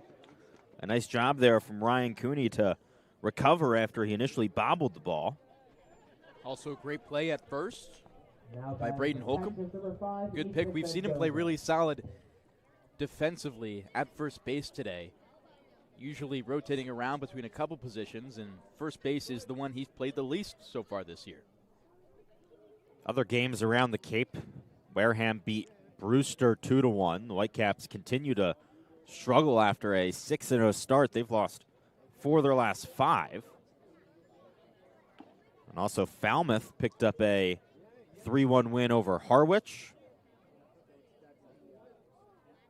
So Bourne needs to win this game to keep its second place spot in the standings. If these results hold, they'll fall down to 4th in the West. The other game in action right now, a very high-scoring one out at Eldridge Park. Hyannis leads Orleans 11-7 in the middle of the 7th inning.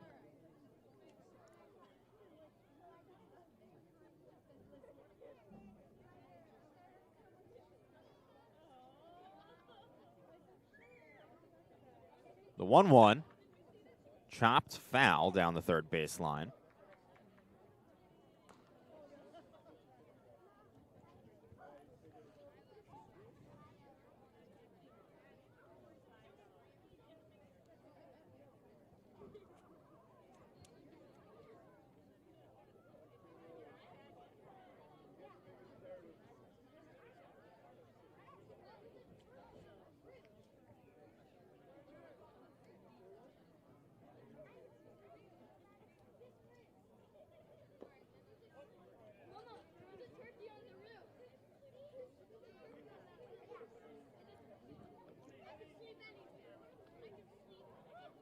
Full infield in with a runner on third and 1 out.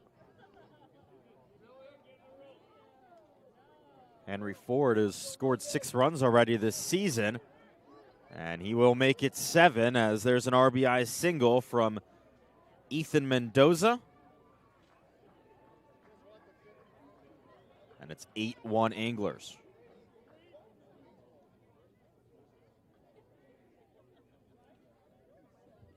Now batting from Auburn, number 6, Chase Freilich. So the lead continues to get bigger for Chatham, and Chase Freilich, who has been a big part of the offensive success today, steps up to the plate. He's reached 4 times, 2 singles and 2 walks.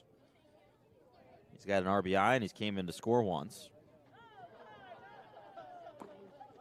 White fires one in for a strike, 88-mile-an-hour fastball.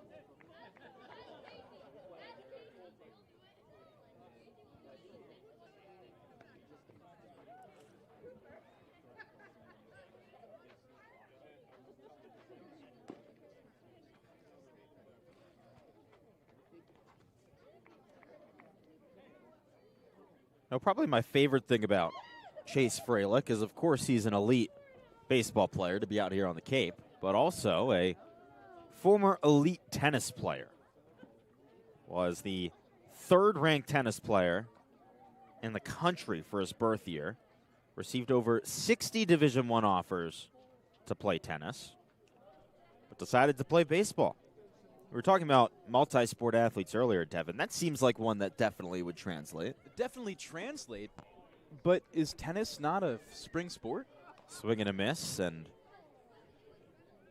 that is out number 2. You know, I don't think that at that level of tennis you're really playing in high school anymore. True. You're playing like club, and so you can kind of just play whenever. I would think it's a year-round sport, but how anyone would have the time to be a nationally ranked tennis player and be a baseball player that gets recruited by an SEC school, I don't understand. Yeah, because that's insane. For your age, you are one of the best baseball players and tennis players in the country.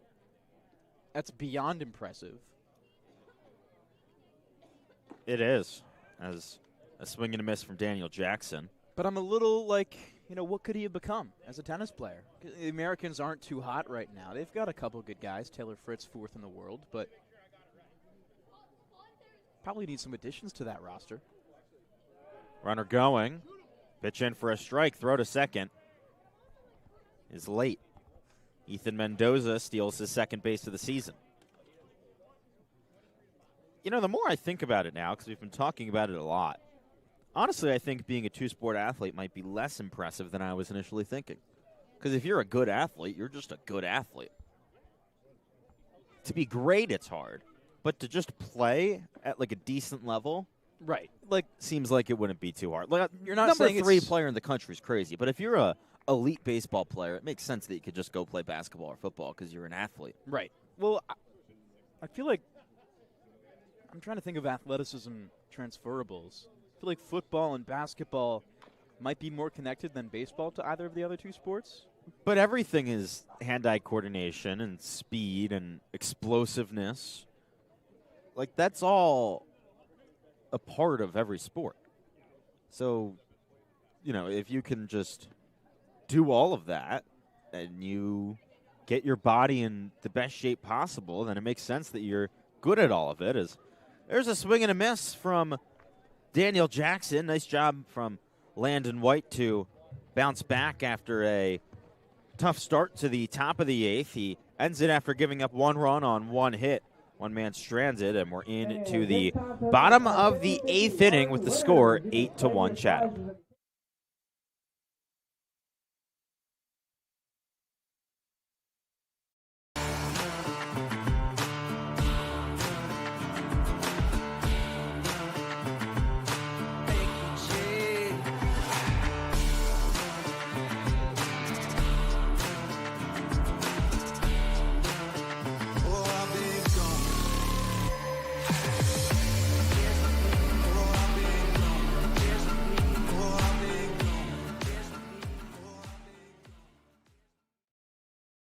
If you can dream it, if you can cruise in it, if you can summer in it, fish from it, or take it for a day at the beach, we can protect it. The Baldwin Group, protecting the possible. There hasn't been a ton of training when it comes to bat speed or products for players to be able to train bat speed.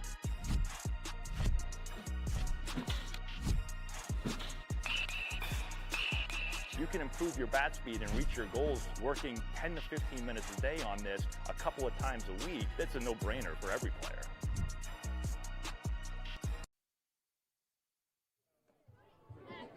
Bottom of the 8th inning and time running out for the Braves. Chatham leads 8-1. This Bourne offense just hasn't been able to get anything done today. Scored one run that came back in the 3rd inning, but other than that third, Bourne hasn't put a single other runner in scoring position that hasn't been caught stealing, which happened just once. So there has only been 3 guys in scoring position today. One was stranded, one scored, and one was caught stealing.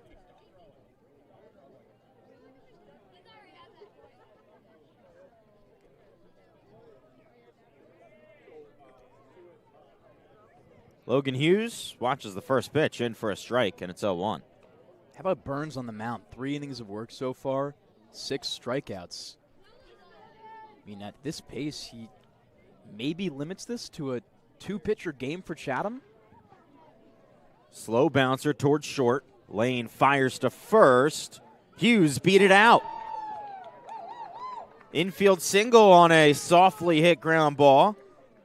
And maybe a start of a rally here in the bottom of the 8th for Bourne. Great speed by Hughes. This is why you have a guy like him lead off the order. I feel like for you and I, Adam, we were thinking about it a little bit when we first saw it. Hughes, top of the order. He's a power guy, but if you look at everything he brings to the table, he's somebody who you really want. I feel the one thing you lose out on is his ability to drive runners in when they're in scoring position.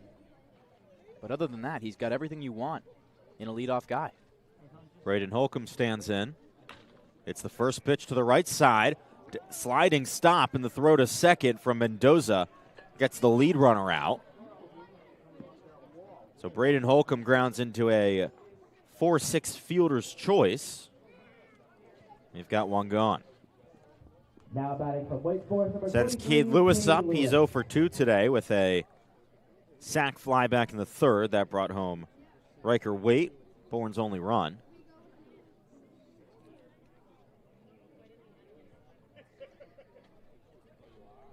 Burns kicks and fires.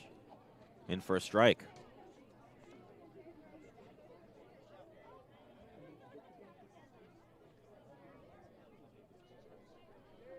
Burns had a interesting couple of years before he started college, as that pitch runs far inside and Holcomb easily advances to second. Burns was one of the top-rated recruits in the country at a high school, was a potential major league draft pick before he underwent Tommy John surgery and decided to delay his college arrival an entire year. So his freshman season at Mississippi State was this past year after he pitched a summer in the NECBL.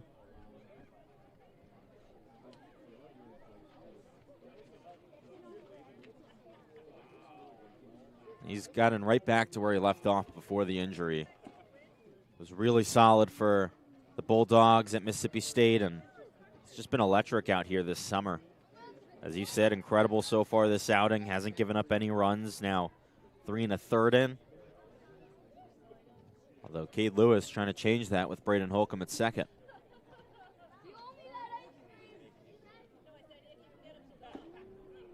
Runs inside, 3-1. You could tell, too, he tries for that slider again. He was hitting 16, 17 inches of horizontal break earlier this game. That one's just down to 12. But if Bourne here can take advantage of a pitcher who might be a little bit tired, this is your opportunity. Back to the slider that time. Some better movement, and count runs full to 3-2.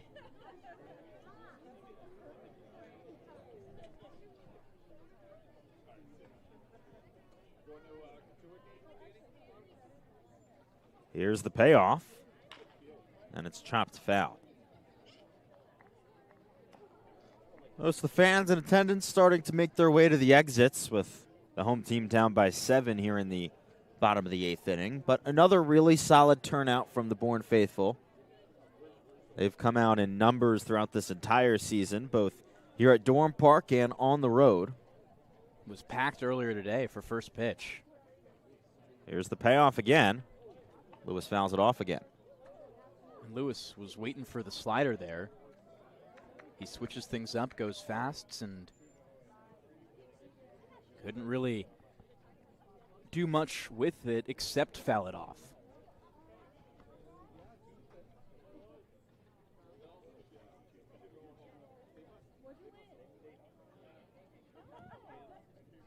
(3-2) for a third time. This time Lewis wins the battle. Lines one into left center field. That drops. Holcomb rounds third. He comes in to score. It's an RBI single for Cade Lewis. He's got his second ribby of the day, and it's 8-2 here in the bottom of the 8th. Great piece of hitting. He sits on the slider and just mashes it. Doesn't have crazy power, but he has the ability to pinpoint a ball into the outfield and drive runners in. That's why he's been so good this season and why he leads this team in RBIs. A call to the bullpen, so Dane Burton's day is done, but what an incredible relief outing it was. He goes 3 1/3, gives up just 1 run, leaves a runner on first base. We'll tell you about the new Chatham pitcher when we come back. You're watching the Bourne Braves Baseball Network on Cape League TV.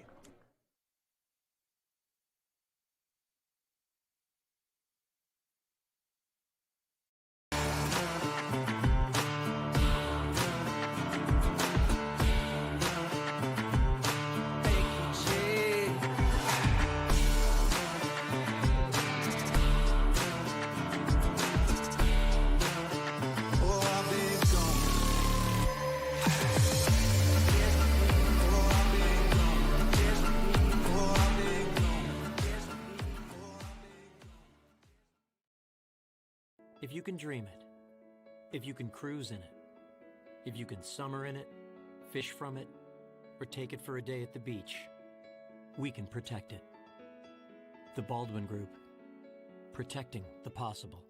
Here at the Mass State Lottery, we know there's no bigger win than the $1 billion we provide each year to support all 351 cities and towns in Massachusetts. Now that's how we all win. The Mass State Lottery. Welcome to the state of winning. Get ready for big results with our small machines.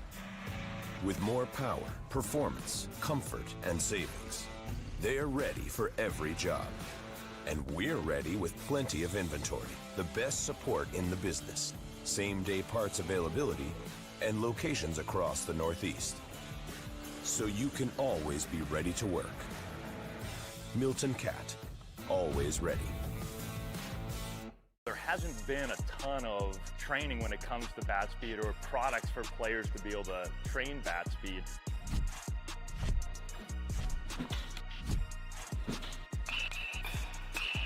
You can improve your bat speed and reach your goals working 10 to 15 minutes a day on this a couple of times a week. That's a no-brainer for every player. The new pitcher into the game for Chatham, a right-hander out of Michigan, Tate Carey, native of Windsor, Ontario. This is the second appearance of the summer. His first was a start, went 4 innings, A 6.75 ERA, no walks, 3 strikeouts. Gave up a home run. He'll face off against Weber Niels, Bourne's cleanup hitter, with 1 gone, and Cade Lewis on first. But Adam, the most interesting thing about this guy is that he's 18 years old, and he was 17 on opening day.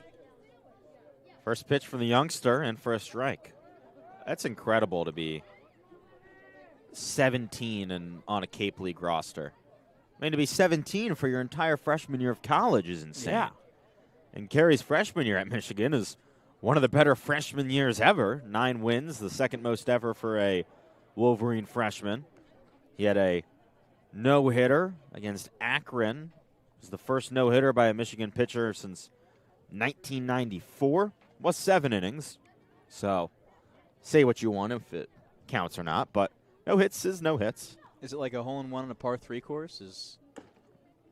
No, well, I guess, but par 3 courses are the same everywhere. Or it's a par 3 course, par 3 is no different from a different course as par 3, right? Well, it's different from a regular course in that every single one you have a shot to hit a hole-in-one. Well, yes, but like the actual hole itself isn't different. Correct. The actual game is different if it's just 7 innings. It's not the full length. It's 6 less outs. Do you give it to him? Yeah. No. Okay.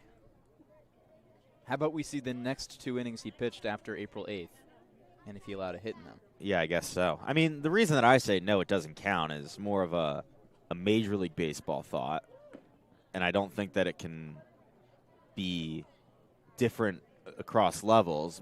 Just when in 2020, Major League Baseball did the 7-inning doubleheaders, and they were trying to call no-hitters there, I said no way. That's, as I guess you could say the kids would call it a Mickey Mouse no-hitter. That's a reference to the Lakers 2020 championship as Neil swings bubble? and misses. Yeah, the Disney bubble. I didn't know you had that in your bag. Of course. Mickey Mouse? Of course. I mean, a guy like Now batting Tate from Carey, St. John's, number 1, John LeGrand. you're nearly 3 years older than him. Not yet. just a couple. Close. You'll be close. A month or 2. 2 years, 10 months. Something like that, if you're giving everyone my exact age. But They want to wish you a happy birthday. They care about you. But yes, calling something Mickey Mouse has become a big thing ever since the Lakers won that title, as John LeGrand fouls off the first pitch. It's a reference to the bubble title at Disneyland, and it was a Mickey Mouse championship because it didn't count as much. So No, it did. I don't think It so. counts more than a 7-inning no-hitter. But either way, that's kind of the whole. Yes. You know, our broadcaster last year, Nathan Schwartz, he took it to another level.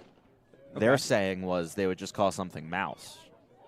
Just why speak Shorten excess it. words Exactly. when you can mean the same thing in one word? Yeah. Well, that's a big baseball thing. You know, if you spend enough time around a dugout, it's not as bad as in hockey. Yeah. But there's a lot of words that are just what does that even mean? 1-1 popped up. Third base side towards foul territory. Gallagher makes the catch over his head for out number 3. The Braves get a run across in the bottom of the 8th, but most likely too little too late as Bravos still trail by 6. Before we step aside, Braves fans looking for the best breakfast on the Cape, stop by Corner Cafe, your go-to spot for delicious made-from-scratch breakfast served 7 days a week. From fluffy pancakes to sizzling bacon and fresh brewed coffee, Corner Cafe in Pecasset has everything you need to start your day right. Just a short drive from Durham Park. Come taste why the locals call it the best breakfast in town. Gentlemen, tired of unisex salons that smell like chemicals and never quite get your cut right? Rediscover the timeless barbershop experience. Barber pools, sports on TV, great conversations, and a cut that actually suits you. At the Pecasset Barbershop, Kevin brings back the tradition with expert cuts and straight razor shaves in a space designed for men to relax, recharge, and feel at home. Visit Pecasset Hardware at 3369 Barlow's Landing Road, Pecasset. Your next great haircut is waiting. Hungry after the game? Swing by the local Tavern and Grill. Bourne's go-to spot for great food, cold drinks, and a welcoming atmosphere. Whether you're craving burgers, seafood, or a refreshing cocktail, the Local has something for everyone, just minutes from the field. See you there after final pitch. Ninth inning coming up, we'll keep things here because I want to talk about the Local, one of our great sponsors, because it's a place that I am quite familiar with, Devon. As you know, and as a lot of you at home know, this is my second year out here on Cape Cod. Last summer, the house that I lived in was literally next to the Local, the house right next door. And it's a good restaurant. One of the times that I went there, you know who was there? I went there about 3 or 4 times. One of the times I walked in, I see 2 people. Yep. Scott Landers and Jared Saltalamacchia. So that's all you need to know about the Local is Scott Landers, Jared Saltalamacchia. They love it. I love it. They got everything you need, too. It's a cool spot with a nice back patio. They've got cornhole games. Okay. It's a good spot. We're getting there. Bring me around your old stomping grounds. If you're ever here at Dorn Park and you want to know how to get to the Local, it's pretty simple. You turn right as you're leaving the ballpark, and you keep going straight, and it'll be on your right in about 10 or so minutes, depending on the traffic. But it's literally on the same road as Dorn Park, an easy spot to hit for a post-game meal. The 1-0 popped up and out of play by Jackson Freeman.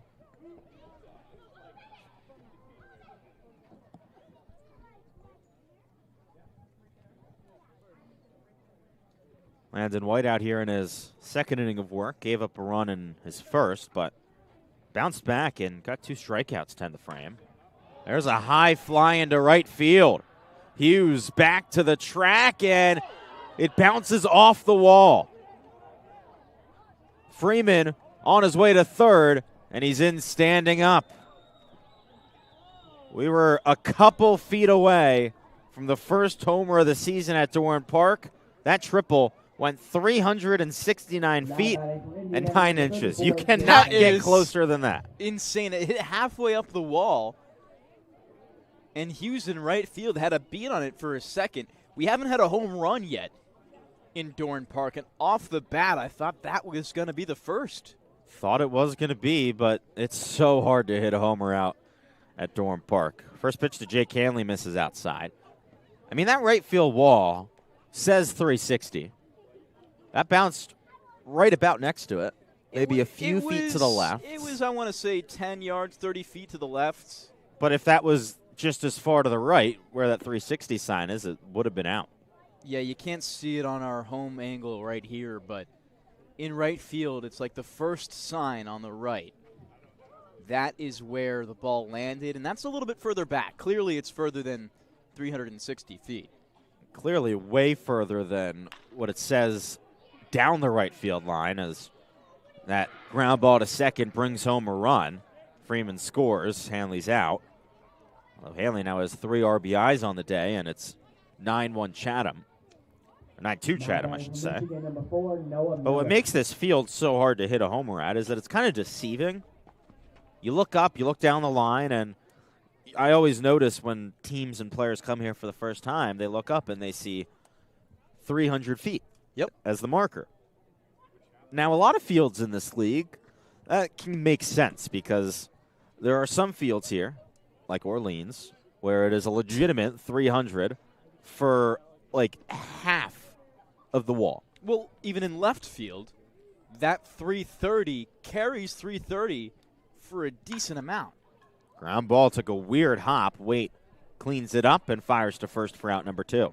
But like you said, yeah, in right field, it's 300 feet at the foul pole. And so guys think they can hit it out here, and then they take one swing in BP and realize that they have no chance. Yeah, especially those lefties. And it doesn't, it tricks you. Like you said, it's almost an optical illusion because where it says 360 does not look 60 feet behind the foul pole and right. Because the sign that the 300 is on behind the foul pole is like behind the fence, and then the fence just goes like literally straight back and curves. Best way to describe it is it's a less severe pesky pole, but I mean, I'd imagine, considering where an hour away from Fenway, that's where the inspiration was from. Just, of course, without a monster in left field. Well, when was Dorn Park conceived? Let's find this. I'm going to say 1996, but I might be wrong. 1-1 misses upstairs. I was 10 years off, 2006. So Yeah. not bad, honestly. I mean, I knew it was a 6. Just a little off, though. The Wikipedia says completely different dimensions than we actually have. You know what? I'm going to take my golf rangefinder out here so we can get some pretty exact distances. The signs say 300 in right, 395 in center, 330 in left. Wikipedia says 315 in right, 390 in center, 325 in left. That drops in right field in front of the diving Hughes. A single for Isaiah Lane. He reaches base for the first time today, and now all 9 Chatham starters have reached. Now batting from Tennessee, number 37, Henry Ford. Sends back up the top of the order for the 6th time today. Henry Ford to lead things off. He got on base for the first time last inning with a double. Kicking the pitch.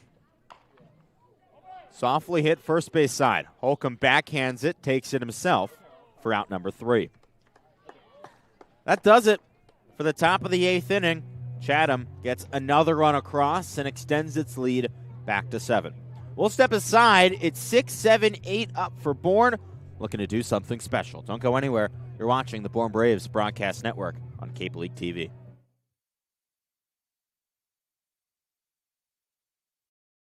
Cape Cod 5 is proud to be the official banking partner of the Cape Cod Baseball League. Cape Cod 5 offers a broad range of financial products and services tailored for every stage in your financial journey. Reach out to us. We're here to help. If you can dream it, if you can cruise in it, if you can summer in it, fish from it, or take it for a day at the beach, we can protect it. The Baldwin Group, protecting the possible. Get ready for big results with our small machines. With more power, performance, comfort, and savings, they're ready for every job. And we're ready with plenty of inventory, the best support in the business, same-day parts availability, and locations across the Northeast. So you can always be ready to work. Milton Cat, always ready.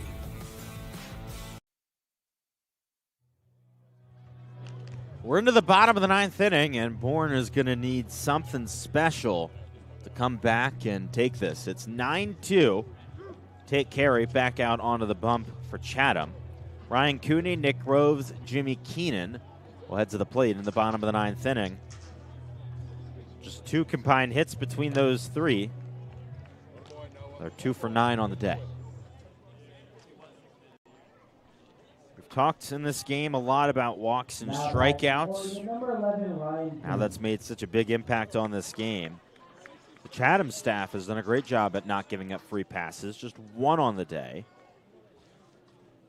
They've struck Bourne batters out 10 times. You look on the other side of things, the Bourne staff does have 13 strikeouts. However, they also have 9 walks. First pitch to Ryan Cooney, a strike. Now the 0-1. Misses low and outside.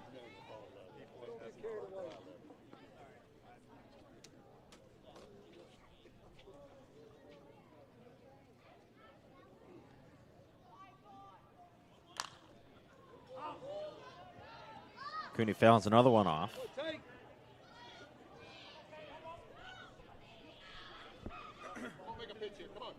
We talked about Take Carey and how young he is, but just so impressive that he can be this young. He is the age of a high schooler right now. He's the age of a senior in high school, pitching at a high level in the Cape. Cooney sends a softly hit ball right to the second baseman, Ethan Mendoza.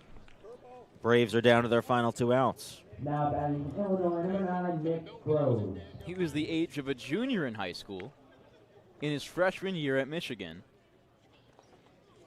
pitching one of the greatest freshman seasons a pitcher has ever had as a Wolverine. Now a fellow Big Tenner will head to the plate, Nick Rose out of Illinois. He's 1 for 3 today. That first hit was his first hit of the season. 2 outs, though, are both strikeouts, 1 swinging, 1 looking. OG Big Ten, because, well, Cunha, of course, before him as well. That's true. A couple Big Ten guys with Cunha coming from Oregon.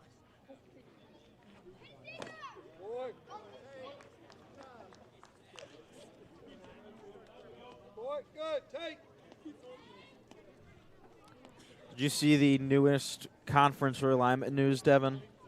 Hit it. Texas State to the Pac-12. Oh, wow. Yeah.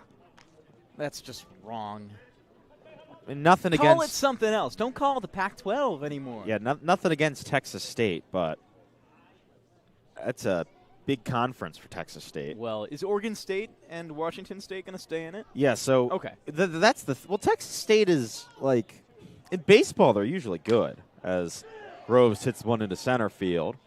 That's out number 2. Alex Valentine, the starter against Orleans, spent his first 2 seasons with Texas State. Yeah, it's a solid program, but you know they're going to go into a Pac-12 that it has, if I think just off the top of my head, it'll be Oregon State, Washington State, Gonzaga, Boise State, Colorado State. So good athletic programs. Yeah, but iron sharpens iron at the end of the day. I mean, other than Oregon State, no team jumps out as one greatly better than Texas State. I would throw, San Diego State and Fresno State, too. Well, it depends on the sport, because basketball. Baseball specifically, I would put Fresno up there. Oregon State, obviously. Oregon State is, of course, great. And Gonzaga, I would put up there for baseball. Don't forget Little Rock. Yeah, they're an associate member. I'm looking at the map right now. What sport could Little Rock be in the Pac-12 for? Arkansas Little Rock in the Pac-12 for wrestling. Sure. Why not? Little Rock, Arkansas in the Pacific Athletic, the Pac Coast Conference. Wait. The Pacific Athletic Conference? I don't know what the A stands for. Pacific Coast Conference. PA. The A is for Pacific. Gotcha. Yeah, that's the Pac-12 Conference. That's right. Pitch outside to Keenan. Count 2-2. Just like the Atlantic Coast Conference includes Berkeley and Stanford. Yes, but that's ACC, not PAC. It's a little different. More just showing the irony of the name to the schools that are involved. Yes. Or the Big Ten having like 20 teams. Yeah, the Pac-12 used to be the Pac-10, and then it moved to the Pac-12 because it had 12 teams in it. It was also the Pac-8. Payoff, popped up first base side, and that tail's out of play. That's true as well. Up next for these teams, Bourne goes on the road tomorrow for the first time in division. Bravos take on the Katuitt Kettleers at Lowell Park. That game at 5 p.m. Chatham returns home to take on Brewster. Almost all divisional matchups tomorrow. The only interdivision game, Whitey against Wareham. The payoff pitch. That bounces outside, and Bourne stays alive. I'm excited to go to Katuitt tomorrow. I've heard a lot of things about their ballpark. Hey, really beautiful. Katuitt. Yeah, I was gonna say the song. Hey, Katuitt. We all know that the boys can do it. I know you're excited to hear that for the first time this year. I'm very excited. I was going to bring it up. The song. Have a hit. That's their other thing. Have a hit. Yeah. This is an old person yelling it. Pitch in for a strike to Riker Waite. I'm trying to think, all these stadiums have their little iconic thing. Of course, the mascot for Orleans. He was walking up behind us one time, and kind of a group of our traveling media interns just goes, "Go Birds!" That was loud. Everyone in the park could hear that. That was the actual volume he did it at. Yeah, it was. 1-1 the count to Waite.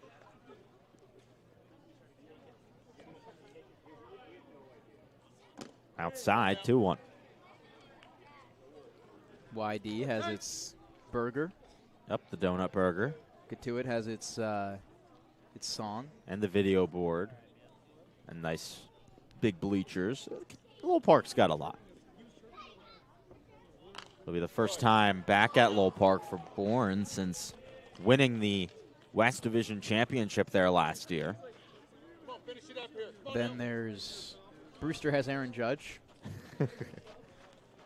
Wareham had what we used to call the rage cage, the broadcasting cage over the third base dugout.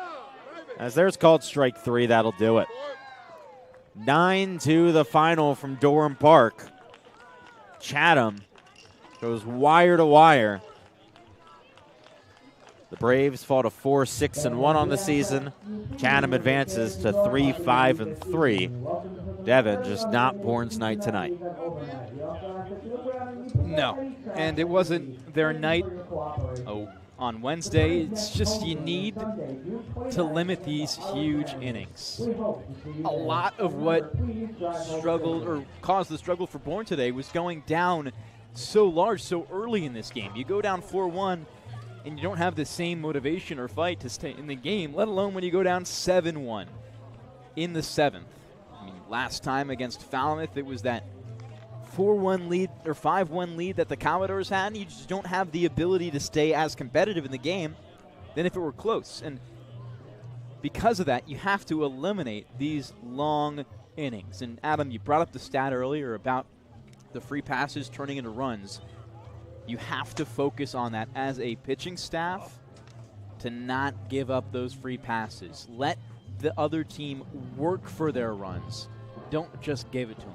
Offensively, it's the strikeouts. A lot of times these batters are going down swinging when, again, it's not a winning recipe. You compile those things and you're going to lose games. Bourne, I still think at 4-6-1 are probably better than you would expect with all those things that go into it. But nevertheless, not the result you wanted today against Chatham. You're going to need a get-back against a Katuitt team who is struggling on the season so far, and hopefully it's not too difficult. Well, we thank you all so much for tuning in to tonight's broadcast. Again, the final, Chatham 9, Bourne 2.